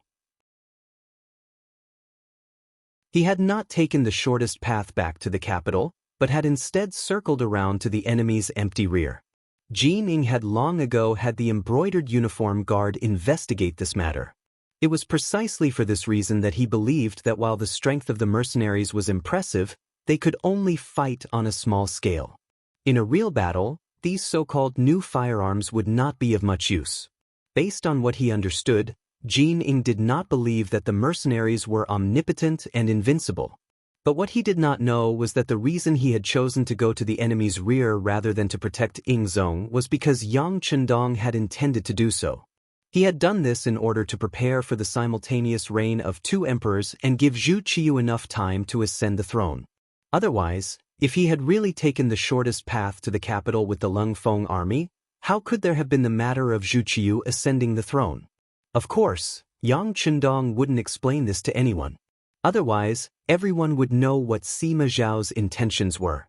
It was precisely because he could not explain this matter to anyone that Jin Ing had misunderstood. He thought that the mercenaries were only slightly stronger than ordinary soldiers and were not truly invincible. Since he had questions, he naturally had to answer them. In response, Yang Chendong smiled and said, "Marquis said that we can defeat the Wala army, so we can naturally do it. Of course, this all depends on how much silver His Majesty can give us. As the saying goes, before the troops and horses move, the provisions move first. I'm sure eunuch Jin understands this principle." "This is only natural." Jin Ing nodded. Seeing Yang Chendong so confident in giving such an absolute answer when asked about the outcome of the war, the great eunuch was very curious as to how much this person wanted. Since the loyal Marquis is so confident, this is naturally a great thing. Presumably, when we really win the battle, the Emperor and the common people will definitely be grateful to the loyal Marquis. However, I wonder how much money it will cost? There's no need to say thanks. As a subject of the great Ming dynasty, one of Marquis' responsibilities is to defend the country from the enemy. At the very least, the amount of silver is not what Marquis wants. It's just that the strength of the mercenaries is too great. The price to pay for their help is very high. Yang Chendong looked as if he wanted to explain in detail, but he was interrupted by Jin Ing. "All right, we are all understanding people and smart people. There's no need to go into so much detail. You only need to tell me the amount of silver you need. When the time comes, I will naturally report it to His Majesty." Jin Ing interrupted Jin Ing. This was her way of expressing her reluctance. At the same time, it was also a signal that everyone was understanding people. There was no need to beat around the bush. It was better to directly state the amount of benefits needed in order to be willing to work. Jin Ing felt that she had seen through the loyal Marquis. Yang Chendong did not explain this. There were many things that had to be told in the end. Before that, everything would be in vain. He only chuckled and said, "Eunuch Jin is a straightforward person. Since that's the case, Marquis will not be pretentious. How about this? We need this amount to win this battle." As he spoke, Yang Chendong extended his right index finger. 1 million. Jin Ing chuckled. She had thought that Yang Chendong would ask for an exorbitant amount. However, when she saw that he had only extended a single finger, she immediately laughed. Young people were young. Their appetite was small and their determination was lacking. He had exposed his bottom line so quickly, and it was only 1 million taels of silver. Chuckling, Jin Ing once again brought the tea to her mouth. The corners of her mouth curled up into a mocking smile. Yang Chendong also chuckled. He was in no hurry to explain. When he saw Jin Ing pour the tea into her mouth, he suddenly said, "I think eunuch Jin has misunderstood. It's not 1 million but 10 million. As expected, she spat out a mouthful of tea. Seated across from her, Yang Chendong was prepared. He casually tilted his body, allowing the tea to fly past him without splashing on his body. Jin Ing did not care about this sudden loss of composure. He didn't even ask if the tea had landed on Yang Chendong. Instead, he glared at the person in front of him. After around 4 or 5 breaths, he clenched his teeth and squeezed out each word. Loyal Marquis, this is not the way to ask for benefits. Even if the capital is somewhat dangerous, this is not the time to ask for an exorbitant amount. Although she warned Yang Chendong, she was inwardly cursing his greed. 10 million taels of silver? Did she think that silver could fall from the heavens? If there really was 10 million taels of silver, who knew how many soldiers could be trained and how many elite divisions could be created? No. Yang Chendong raised his right index finger and shook his head. This isn't asking for an exorbitant amount. This is just how much the war needs. If it can't be satisfied, then it's fine. Marquis won't lead the army. Yang Chendong leaned back in his chair, his relaxed expression seeming to say that he had not asked for this matter. Someone else had asked him to do it, and he was only reluctantly doing it. Yang Chendong had an indifferent look on his face, as if he had no interest in this so-called military authority. As a result, Jin Ying felt as if she had punched cotton. Having Yang Chendong lead the army was a matter that had been decided in the imperial court, and it could not be easily changed. Not to mention, apart from Yang Chendong, there were no other suitable candidates at the moment. If they randomly sent someone and lost the war in the end, the consequences would not be acceptable to everyone. Jin Ying's expression changed again and again. She took 2 quick breaths and suppressed the anger in her heart. She opened her mouth and said, "Loyal Marquis, even if you say that before the troops and horses are mobilized, the provisions will come first, but isn't 10 million a little too much?" Not at all, not at all. Seeing that Jin Ying was beginning to take his request seriously, Yang Chendong had a carefree smile on his face as he said, "Eunuch Jin probably doesn't know, but for the sake of victory, I invited 300 more mercenaries. Together with the 100 left in the capital, that's a total of 400. Is this correct?" That's how the bill is calculated, but there's no need for 10 million taels of silver. Jin Ying was naturally overjoyed to hear that another 300 elite mercenaries had come, but she was still a little conflicted about 10 million taels of silver. Yang Chendong didn't mind and continued to calculate. 400 mercenaries. Normally, each of them would cost 10,000 taels of silver. I trust that Eunuch Jin has heard of this before. Correct.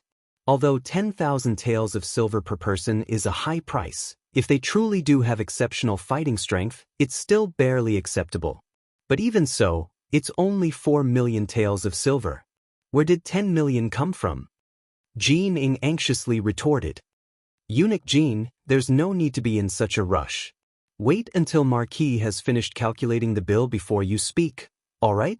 A hint of displeasure appeared on Yang Chendong's face. Presumably, anyone who was constantly interrupted would be unhappy.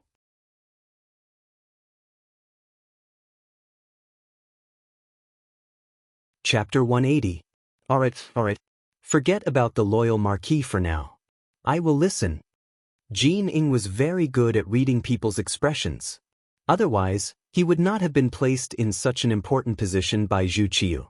He naturally noticed Yang Chendong's displeasure. In order to prevent the situation from becoming tense, he could only obediently shut his mouth. Jin Ying did not interrupt. Yang Chendong's expression became better. He continued, "Normally, it is true that hiring a mercenary soldier for a mission costs 10,000 taels of silver per person. However, the same mission should not be of different levels. For example, some missions are simple and easy to complete. Of course, this price is acceptable. However, this time, we are fighting with fewer people. If we use the previous price to calculate, it will not work. I won't hide it from Eunuch Jin." Marquis had already seen the urgency of the situation. Thus, he had already discussed with the leader of the mercenary soldiers. He asked for their help at a price of 20,000 taels of silver per person. Only then did he convince them. Based on this calculation, 400 people would be 8 million taels of silver. Adding on the military expenses and food for the 10,000 soldiers of the city defense army, it would be at least 1 million taels of silver. In the end, the remaining 1 million taels of silver is for Eunuch Jin's hard work. I believe Eunuch Jin will not refuse. Based on this calculation, Marquis is the one who is doing the work but not getting anything out of it. Finally, he finished speaking. However, after he finished speaking, Yang Chendong purposely acted as if he had been greatly wronged. It was as if he had done all this for nothing. Sitting there and listening, when he heard that the cost of hiring 400 elite soldiers was 8 million taels of silver, his eyes widened. His face was filled with disbelief. It was no wonder he was so surprised. With 8 million taels of silver, he would be able to find a way to scrape together millions of soldiers. However, there were only 400 soldiers going to battle. This ratio was too great. However, when Yang Chendong finished speaking and said that he had left him 1 million taels of silver, Jin Ying's expression became much better. She sighed inwardly at Yang Chendong's sensibility. No wonder this person could become good friends with Wang Zhen. This kind of consideration for his friends was very likable. However, when he thought about it from another perspective, 10 million gold coins was a large expenditure. When he reported it to Zhu Qiyu, there was a chance that he would be rejected. Thus, he said with a bitter expression, "Loyalty Maru, this duke appreciates your good intentions. However, 10 million gold coins is truly too much. See if you can reduce it by half. This duke's share can also be reduced by half." Jin Ying endured the pain as she thought about how she had gained both the benefits and Zhu Qiyu's favor. In this way, her benefits would be reduced by a total of 500,000 taels. With this money, he could have more people become his trusted aides. This was an extremely good thing for increasing his strength. She really wanted to be a whore but also wanted to set up a memorial archway. Yang Chendong despised Jin Ying in his heart, but he spoke with certainty. "My 9 million is not 1 tael less. Of course, if eunuch Jin wants to be more spirited, then 9,500,000 taels will do." Clearly, the 500,000 taels that Yang Chendong asked for were the 500,000 taels that were given to Jin Ying. The amount didn't change. The only thing that changed was her share of the benefits. How could Jin Ying be willing to accept this? She shook her head and said, "How can this be? Since it's like this, then 10 million taels will do."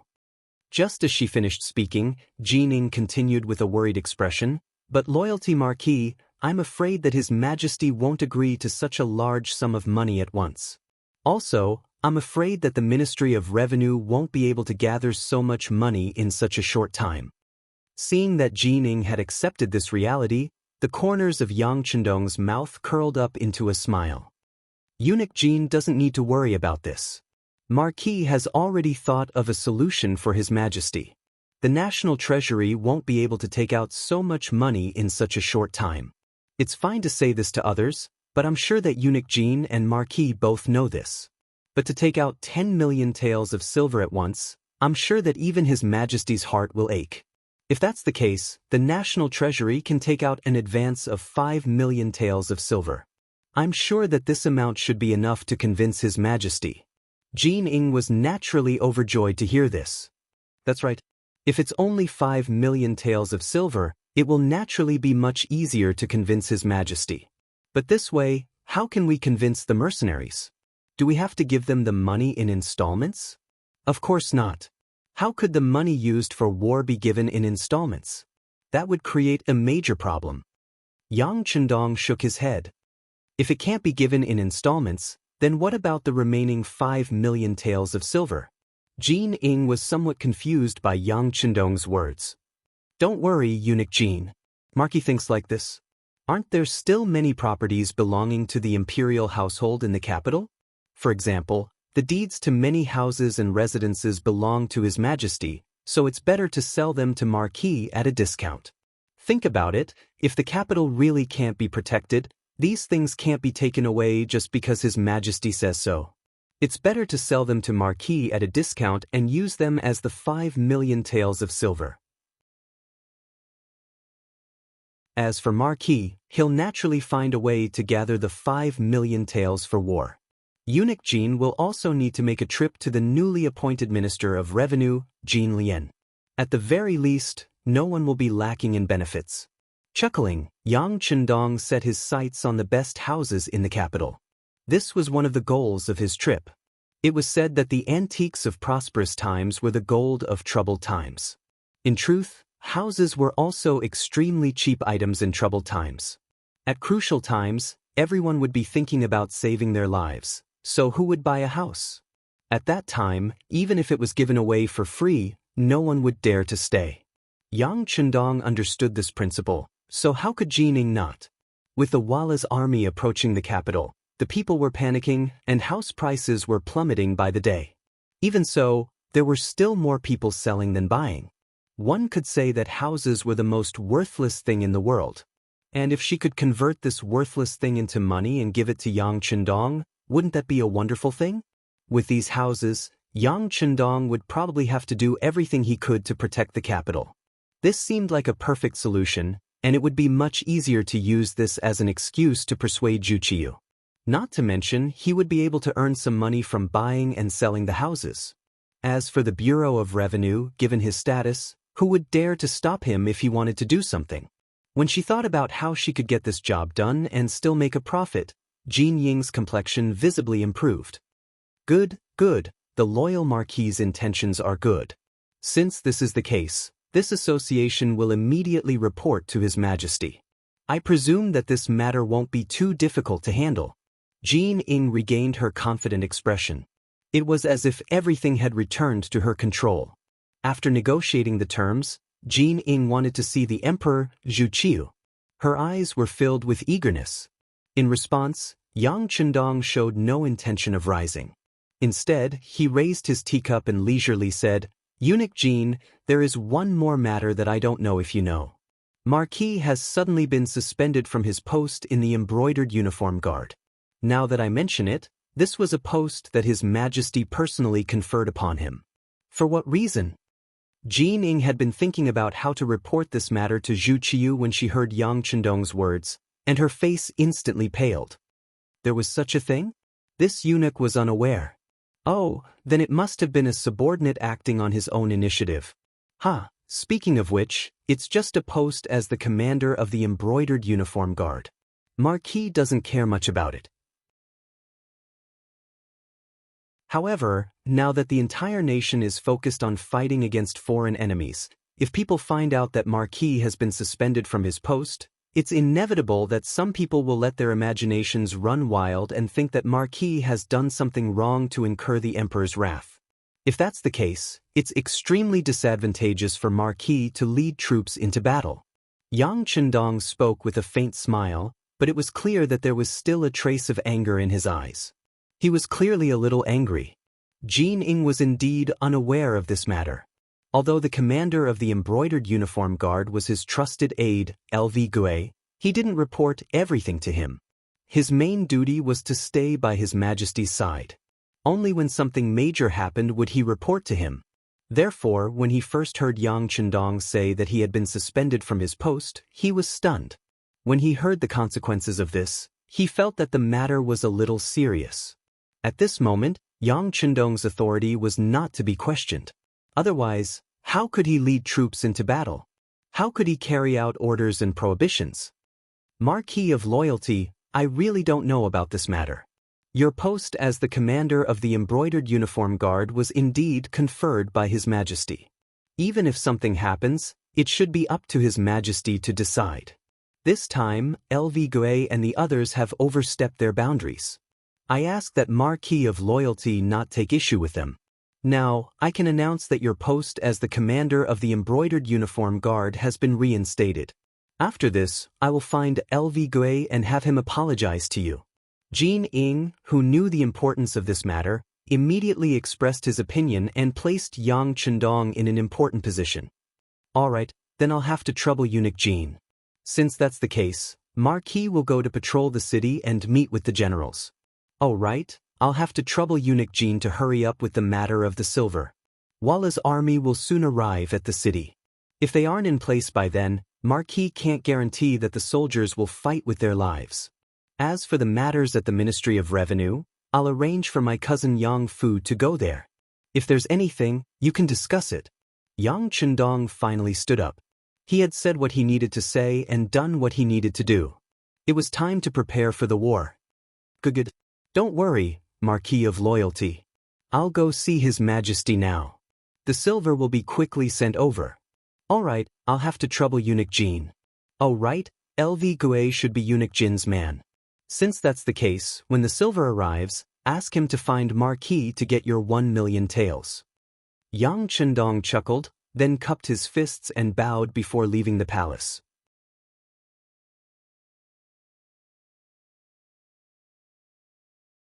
Chapter 181.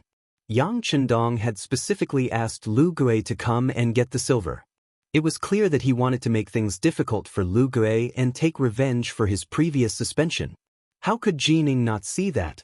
She just thought that since Lu Gue had been wronged, then he had to pay the price for his mistake. It was just lowering his head and admitting his mistake. Presumably, Lu Gue did not have the guts to not listen to her and not lower his head. After Yang Chendong left, Jin Ying went to the palace where Zhu Qiu was resting. She picked out some things that could be said about what had just been discussed.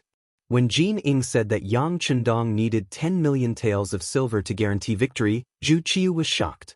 What? Does fighting a battle require so much silver?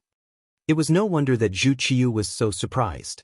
Ever since he had taken the throne, he had never experienced this. Previously, when Shi Heng had left the city to fight, he had been in too much of a hurry. He had only asked the Ministry of Revenue to replenish some provisions before leaving. At that time, Zhu Qiu was still trying to stabilize his position and did not think too much about it. Now, when he heard that fighting a battle required so much silver, he was naturally surprised and even shocked. He continued to listen. When he heard that he only needed to pay 5,000,000 taels of silver and the rest could be offset by real estate in the capital, he breathed a sigh of relief. However, he still had a stomach full of doubts. My dear subject, does fighting a battle require so much silver? Although Jin Ying was very trusted by Zhu Qiu and held great power, she also knew that the emperor's inquiry could not be concealed. Otherwise, once she lost the emperor's favor, she would lose everything. Your Majesty, normally we don't need so much money to fight a war, but this time we used the loyal Marquis. He also invited the mercenaries with advanced firearms to help. More than 80% of the money is for them to use. According to what the loyal Marquis said, the ammunition for that kind of firearm is very expensive. Moreover, with our great Ming's technology, it is impossible to make it. That is why the price is so high. I see. After listening, Zhu Qiu couldn't help but sigh and say, my great Ming dynasty has a vast territory and abundant resources. Why can't we make an advanced firearm? After this battle, we have to urge the weapons workshop to hurry up and develop them. Your Majesty is wise. This subject will remember this matter. However, do you think we should agree to the request of the loyal Marquis? The situation is perilous, and the Tile army can arrive at any time. If we don't settle down and miss this chance, the capital will be in danger, Jin Ying anxiously asked Zhu Qiu, still thinking about the benefits that belonged to her. Promise him. As long as we can protect the capital and repel the Walla, all he needs is some money and property. What's wrong with giving it to him? Just as my beloved official said, this is my country, my world. Everything here belongs to me. Naturally, I can take back what I have given away at any time. Zhu Qiu stood there with his back straight and his eyes looking into the distance. At this moment, he exuded the aura of an emperor. When these words reached Jin Ying's ears, he couldn't help but kneel on the ground in submission. Your Majesty is wise. This subject will do as you say. Jin Ying left. After receiving Zhu Qiu's decree, the Ministry of Revenue quickly took out 5,000,000 taels of silver and sent it to Yang Chendong's immortal abode. Yang Fu was also invited to the Ministry of Revenue to discuss the matter of property. Although Yang Fu was Yang Chendong's older cousin, he had long been impressed by his younger cousin's methods in Jianing Prefecture. Later on, because of his outstanding performance, he had been assigned to manage the realm beyond heaven and the immortal abode, wielding great authority. Now that Yang Chendong had arranged for him to go to the Ministry of Revenue to discuss matters, how could he dare to be negligent? After meeting with his younger cousin and understanding Yang Chendong's intentions, he set out. With the money and provisions gradually arriving, the commander-in-chief, Yang Chendong, began to get busy. The first thing he did was summon the commanders of the central, eastern, western, southern, and northern cities, the 5 commanders of the 5 armies, to the immortal abode for a meeting. Yang Chendong had been made general of swift cavalry and left commander of the 5 armies of the capital. He was in charge of all military affairs in the capital, large and small. The order to control all the soldiers in the city had been passed down long ago, and the 5 commanders were all waiting for Yang Chendong to summon them. When the order arrived, the 5 commanders were escorted by a few personal guards to a private room on the 2nd floor of the immortal abode. As commanders of the 5 cities' military office, they were also called commanders. Their positions were not very high, only at the 6th rank, and they were considered military officials. In an environment where the emphasis was placed on literature and the suppression of military might, generals were not valued, and they were even inferior to some of the 7th-rank civil officials. In a place like the immortal abode, they rarely visited. Their positions were low, and their incomes were low. Even when they occasionally visited, they would only be looking for a seat in the main hall. They rarely even visited the private rooms on the 1st floor, much less the private rooms on the 2nd floor. Only Platinum Card members were allowed to enter, and these were people who were either extremely wealthy or extremely noble. This time, they had been summoned by Yang Chendong to enjoy such treatment. When they reached the 2nd floor, they were extremely cautious. Even when they saw the azure-robed Yang Chendong in the private room, they were still very cautious. "You're all here. Take a seat." He looked at the 5 commanders of the 5 armies. They were Tao Jin, Yang Jie, Gao Li, Mao Fushou, and Sun Tong. As generals in charge of defending the capital, there was a limit to what they could do. No one could have imagined that someone would come knocking on their door, so these 5 were not skilled fighters. On the contrary, they had only obtained their current positions because of the influence of their ancestors. But because Ingzong and Shiheng had suffered consecutive defeats, the capital had become dangerous, and their positions had become extremely important. It was precisely because their positions were so important that the 5 of them began to think of ways to leave their current positions. Perhaps it was because they were cowards, or perhaps it was because they knew their own weight, but there was no way they could win in this kind of war. This forced them to find other methods. It was as if among the 4 of them, apart from Sun Tong, the other 4 had all found some connections. It was just that time was short, and this was a position that no one could avoid, so Tao Jin and the others had not been able to find a suitable replacement. The situation had already been thoroughly investigated by the Security Bureau, and Yang Chendong was naturally very clear about it. And this time, he called the 5 of them over. To put it bluntly, he wanted to reorganize the internal affairs. He would definitely not allow unstable factors and situations to appear in the midst of a war. The 5 of them stood in front of Yang Chendong with apprehension. When they heard that they could sit down, the 5 of them cupped their fists and said respectfully, "Thank you, Marquis." Seeing that the 5 of them had found a place to sit down, Yang Chendong waved his hand and said to Tiger's Mane, who was waiting at the door, "Pass down the order. Don't serve the dishes yet, and there's no need for anyone to serve here. Everything will be discussed after Marquis has finished discussing matters." "Yes," Tiger's Mane replied, then closed the door of the private room and waited there. At the same time, his ears perked up to ensure that if anything happened in the room, he could immediately rush in to protect the young master's safety. The room was closed, and there was no one else in the room. There wasn't even a cup of tea to quench their thirst. For a moment, the 5 of them felt waves of nervousness, and the more cowardly ones began to break out in cold sweat. Yang Chendong saw the 5 of them's expressions, and for the time it took to drink a cup of tea, he did not say a word. It was this overly quiet scene that caused the 5 commanders' mentality to undergo a huge change. They were not sure what their boss's temper was like. What would he do next? The room was so quiet that one could hear a pin drop. Just when the commanders were so nervous that they did not dare to wipe off the cold sweat on their heads, Yang Chendong, who was sitting at the head of the table, spoke. "The 5 of you, Walla's army will invade the capital in a few days. Do you have the courage to fight?" After being stunned for a moment, the 5 of them replied in unison. There were only 5 of them, and their voices were not in unison. Some were loud, some were soft, some were strong, and some were weak. This was a sign that they were lacking in confidence. Yang Chendong, who had seen everything, suddenly snorted, "Do you really have the courage?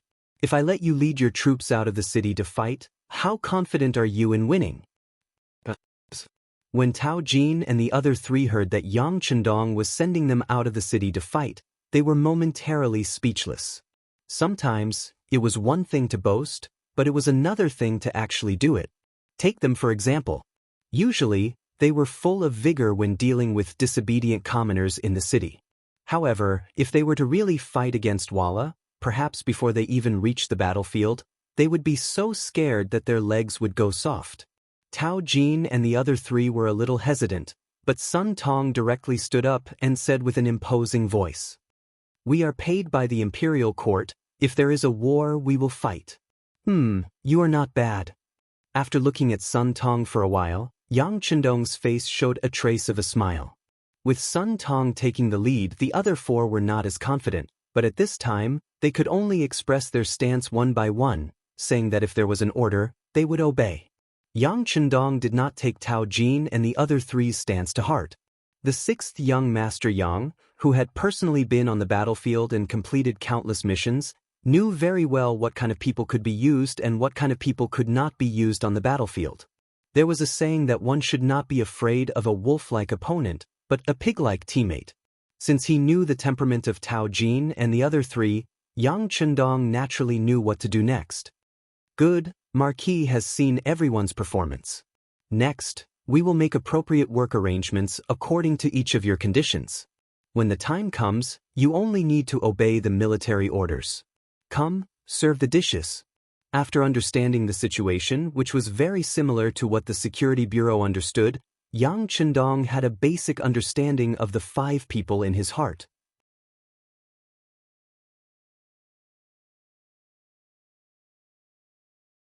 Chapter 182.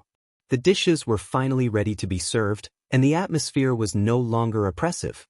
On the contrary, because the dishes were all very expensive, and some of them were even dishes that the 5 of them had heard about but could not afford due to their lack of money, everyone began to wolf down the food. Once the wine was served, the 5 of them began to toast Yang Chendong to express their respect as subordinates. Taking advantage of this opportunity, Yang Chendong divided everyone's work while drinking with the 5 of them. Based on what he had said, other than Sun Tong, who was working with him against Walla's army, the other 4 commanders would each take 200 men to maintain order in the capital. Even though the warden's office had transferred many soldiers from the 5 cities to the battlefield in the last 2 wars, each commander originally had more than 1,000 men under their command. Now that only 200 men had been left behind, their authority had been greatly reduced, but none of the 4 complained. This was because they did not need to go to the battlefield to face a battle of life and death. As long as they could stay alive, it didn't matter how many soldiers they led. After figuring out the thoughts of the 5 men, Yang Chendong took away their military power after a meal and transferred 4,200 warriors from the warden's office of the 5 cities to serve him. How could Tao Jin and the other 3 not see that Yang Chendong was seizing military authority? But none of them expressed any objection. This was their so-called tacit understanding. As long as they could stay alive, they didn't care if their authority was reduced or not. After obtaining the military authority of the 5 cities' warden's office, Yang Chendong had accomplished his first task. After sending off the 5 of them, his second order was to open the gates and allow the common people to freely choose whether to leave or stay. Originally, when the main gate had been closed, only the side gates had been opened and a strict inspection had been carried out.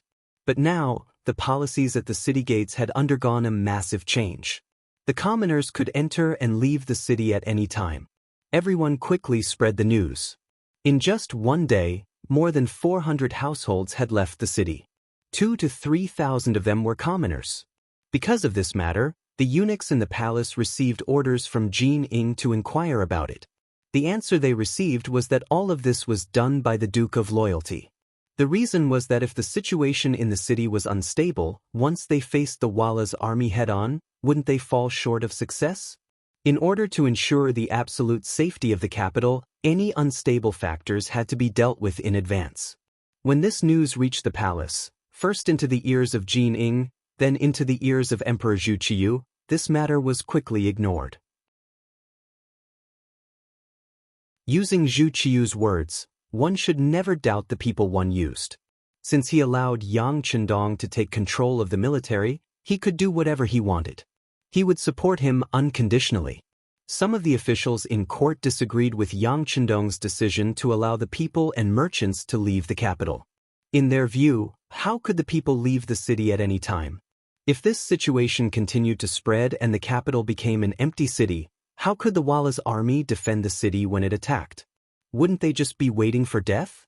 Wasn't letting the people leave the city the same as digging one's own grave? Most people had similar thoughts. Soon, memorials to impeach Yang Chendong were spread all over Zhu Qiyu's desk. Regretfully, at this crucial moment, Emperor Daizong didn't even glance at these memorials, expressing his complete trust in Yang Chendong. He had not received any imperial edict to stop him. On the second day, even more people left the city. In just half a day, more than 5,000 people had left the city. Most of them were merchants who had business in the capital. Merchants valued profit over justice. In their view, it didn't matter who ruled over them. What was important was who could bring them benefits. With this traditional mindset, it was no wonder that they would choose to leave the city when a calamity was about to befall the capital. Before leaving the city, most of the people sold some of their properties and goods to Hu Yen and the other girls at a very low price. For a time, the girls were very busy, and Yang Chendong's business began to blossom all over the capital. In just 3 days, more than a quarter of the merchants in the capital had left. The Yang clan had also spent the 5 million taels of silver that they had prepared. Even Jin Ing had spent 2 million taels of the 5 million taels that the emperor had allocated to him. With 7 million taels of silver and the cheap properties of the imperial household that Yang Chendong had obtained from the Bureau of Revenue, 1% of the capital's businesses now belonged to Yang Chendong alone. In just 3 days, the Yang clan's businesses had more than doubled in size. In particular, almost 90% of the businesses on the street between the sky beyond heaven and the immortal abode were now under Yang Chendong's ownership. Even the location of the Yang clan's bank had been decided and renovated according to the loyalty marquis plan. Many people had taken note of Yang Chendong's actions. But they did nothing to stop him. On the contrary, they watched as things unfolded as if they were watching a show. Emperor Jing, Zhu Qiyu in particular, was watching all of this from the perspective of a spectator. On the first day that Yang Chendong had made his move, Zhu Qiyu had received a report from Jin Ing. But he was not alarmed. He was happy because the more Yang Chendong invested in the capital, the more confident he was in the defense of the capital. The more money he invested now, the greater his harvest would be in the future. It was precisely because there was no one to stop them that all the plans went smoothly. On the morning of the 4th day, a group of 500 embroidered uniform guards wearing flying fish robes appeared outside the immortal abode. Over the past few days, the immortal abode had become Yang Chendong's resting place. After all, now that he had taken command of the army, he could not return to the Yang clan manor like before. If something happened, wouldn't that delay his plans? It was precisely because Yang Chendong was staying in the immortal abode that the appearance of the 500 embroidered uniform guards caused Tiger's Mane, who was responsible for the young master's safety, to become extremely nervous. He hurriedly sent a message to the nearby company commander Xiao Feng, asking him to hurry over as quickly as possible. At the same time, he also instructed Qiu Vi's first squad of guards and Dao Xiao's second squad on the street across the street to prepare for any sudden changes. After making all the necessary preparations, Tiger's Mane went to see Yang Chendong. Yang Chendong had slept rather late last night after fighting with the 4 women. When Tiger's Mane arrived, he had just finished washing up and was about to eat breakfast. When he saw Tiger's Mane enter the room with a nervous expression, he couldn't help but smile. "What is it? Has the Walla's vanguard arrived?" "Not yet. The people from the Security Bureau have reported that their vanguard is still 200 li away from the capital. They'll probably arrive by nightfall." Tiger's Mane relayed the report to Yang Chendong. When he saw the young master looking at the report from the Security Bureau, he cautiously took half a step forward. "Young master, 500 embroidered uniform guards have arrived. They're currently guarding the entrance. However, I've already sent someone to call Company Commander Xiao Feng over. We definitely won't let them threaten the safety of this place. The embroidered uniform guards are here. After listening to Tiger's Mane's report, Yang Chendong's face didn't show the slightest bit of surprise. Instead, he said, "This Jin Ing is quite calm. Forget it, bring their leader in to see Marquis." Tiger's Mane originally thought that when the young master learned that so many embroidered uniform guards had arrived at the entrance, even if he wasn't nervous, he would at least show a certain amount of surprise. He never thought that he would still be so relaxed. Could it be that all of this was within the young master's plan? It must be. In Tiger's Mane's eyes, Yang Chendong was already a godlike existence. In his eyes, whatever the young master said was the truth, and whatever the young master did was the most correct. With this understanding, the originally nervous Tiger's Mane relaxed quite a bit. He nodded and turned to leave. Just as Yang Chendong had predicted, the embroidered uniform guards weren't here to cause trouble. They were here on orders from the head eunuch, Jin Ing, to collect the silver. They'd previously agreed that Jin Ing would receive 1 million silver out of the 5 million taels of silver. She'd also requested that the embroidered uniform guards commander Lu Gui personally come to collect the silver. This morning, Lu Gui had come to complete this mission. As for the reason he'd put on such a grand display, it was naturally to give Yang Chendong a show of strength and intimidate him. He wanted to let this marquis know that the consequences of provoking the embroidered uniform guards were not to sleep well or eat well.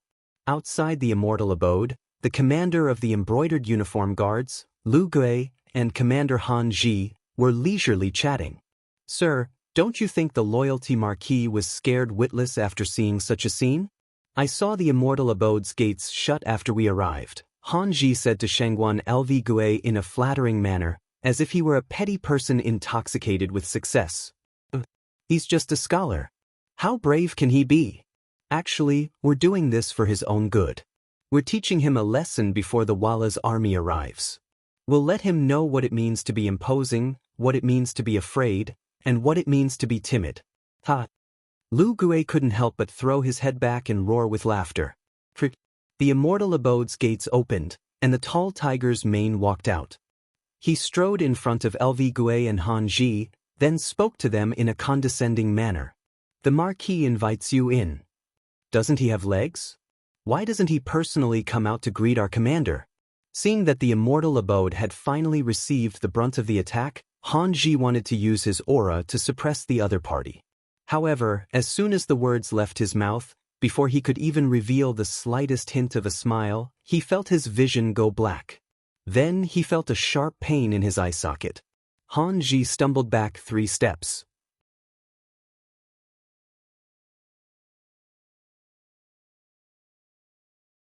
Chapter 183. A straight punch gave him a black eye. As far as Tiger's Mane was concerned, anyone who was disrespectful to the young master deserved to be beaten, regardless of their identity or who they were. Tiger's Mane gave Han Ji a punch in public, but it shocked Lv Gui, who was watching the show from the side. Although his subordinate's words were a little arrogant, how could he casually make a move when he had something to say? It seemed that it was the privilege of the brocade-gowned guards to fight without saying a word. When was it the turn of others to treat them like this? "Brat, you're courting death."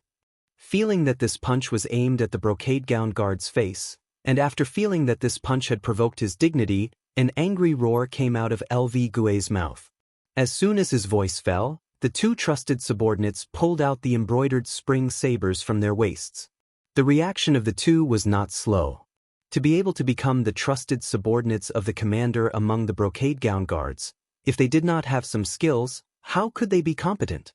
It was just that they were fast, but some people's reactions were faster than theirs.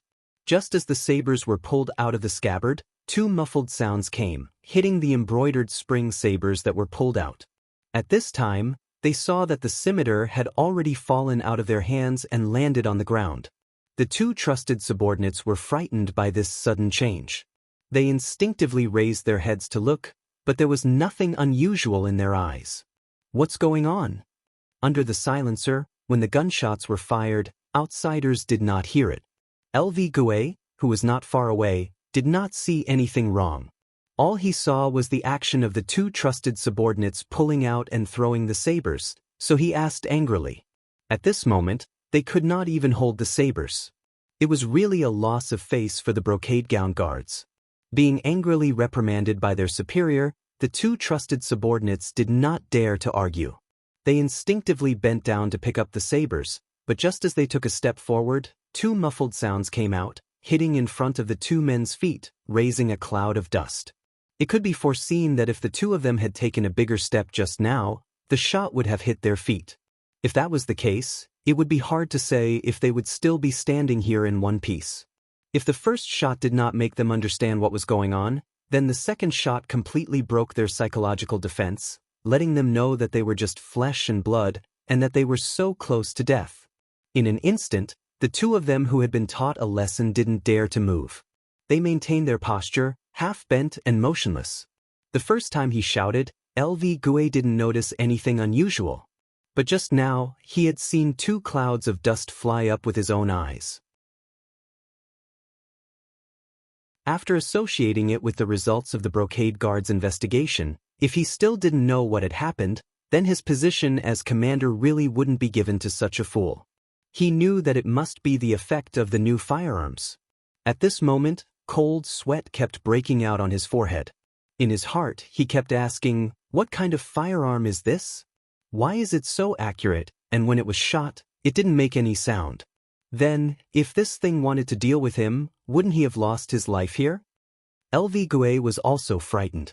Even when his subordinate maintained a somewhat ridiculous posture, he didn't reprimand him. On the other hand, Han Ji, who had been beaten, didn't see any of this and naturally didn't know what had happened.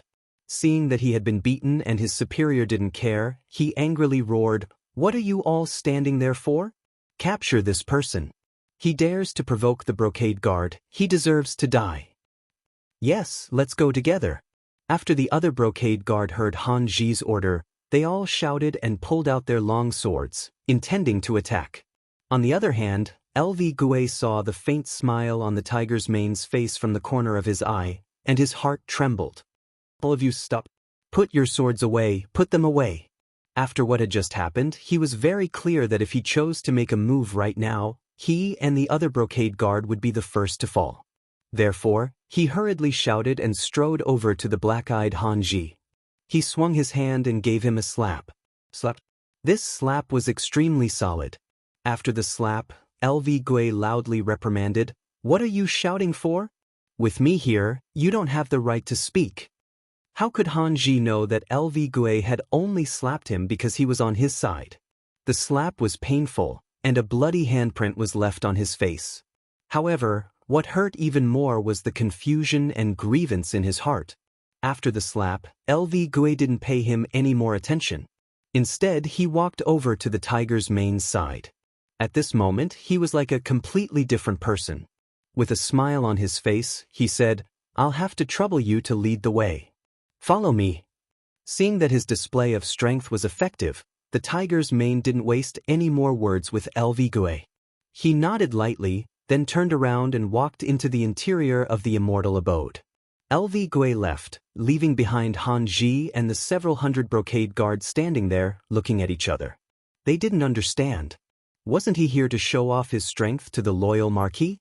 How did it end up like this? How did he become someone who didn't fight back when he was hit or cursed?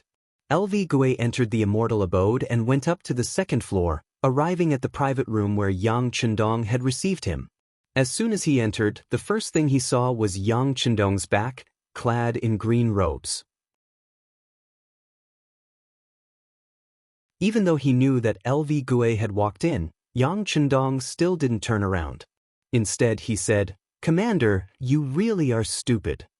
HM? LV Gue, who'd been reprimanded as soon as he entered the room, was first confused, then angry. No matter what, he was still the commander of the brocade guard. He had great authority, and he had the authority to arrest court officials and even dukes and marquises. He could execute them first and report later. So why was it that he'd been given the cold shoulder here? Then he'd been warned in secret. Now that he'd finally met the person in question, he hadn't even seen his true face? Why was he being reprimanded? With his status, even Jin Ing had to treat him with a smile when assigning him a mission. Who did this Yang Chendong think he was? He was just a young man who hadn't even grown out his hair yet. Although he had military authority, his position in the brocade guard was still below his own. How dare he speak to him like this? With a face full of anger, he was just about to express his stance and even reprimand Yang Chendong when the Marquis of Loyal Courage, whose back was to him, spoke again. Since you've come to take eunuch Jin Silver with your status, you should know that this matter is confidential. Yet you still brought so many people here with great fanfare.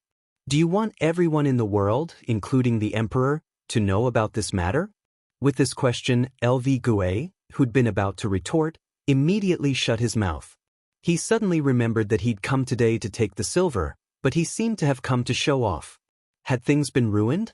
Seeing LV Gue's face turn red and green, Yang Chendong laughed coldly in his heart. He laughed at the other's ignorance of the immensity of heaven and earth. He laughed at the other's selfishness over the public good. This kind of person was the existence he despised the most in his heart. A person could have a temper and personality, but everything had to be under the condition that it didn't affect the general situation. If one's personality ruined things, then that was unforgivable. LV Gue had made this mistake. Yang Chendong naturally had to seize this opportunity to properly educate the other party. Coming here with great fanfare to ask for money, those who don't know might think that the embroidered uniform guards are openly asking for bribes. Once this matter spreads, what will those imperial censors and ministers who hate you to the bone do? Is there even a need for Marquis to say anything? Yang Chendong's voice was cold as he stared at LV Gue with a confused expression. This official was too rash. LV Gue's face was pale, and cold sweat poured down his forehead. If things really were as Yang Chendong said, that he'd brought 500 embroidered uniform guards with him and left with 1,000,000 taels of silver from the Immortal abode, then the commotion it would cause might even cost him his head. As for the matter of him taking the silver for eunuch Jin Ing, who would believe him if he told them? Not only that, eunuch Jin Ing would probably be the first to make a move on him. His head almost fell off his shoulders as he thought about it. The one who'd saved his life was Yang Chendong. LV Gue didn't blame Yang Chendong in the slightest. On the contrary, he felt some gratitude. You really were too rash. When encountering a problem, you have to think carefully about how to deal with it. You have to plan carefully before you act. All right, you can go now. I'll arrange for people to send the silver out of the Immortal abode in batches. You can arrange for reliable people to wait outside to receive it. Yang Chendong naturally understood the principle of overdoing it, so he waved his hand and made a gesture that said, "You can leave now." Yang Chendong's words had already left LV Gue ashamed. He didn't want to stay here any longer. When he saw Yang Chendong's gesture, he hurriedly nodded and thanked him, then left the Immortal abode. Outside the gates, Han Ji and the other embroidered uniform guards were still clamoring. When they saw that LV Gue hadn't come out even after going in for a while, they were even more worried about the commander's safety. They wanted to enter the Immortal abode to investigate.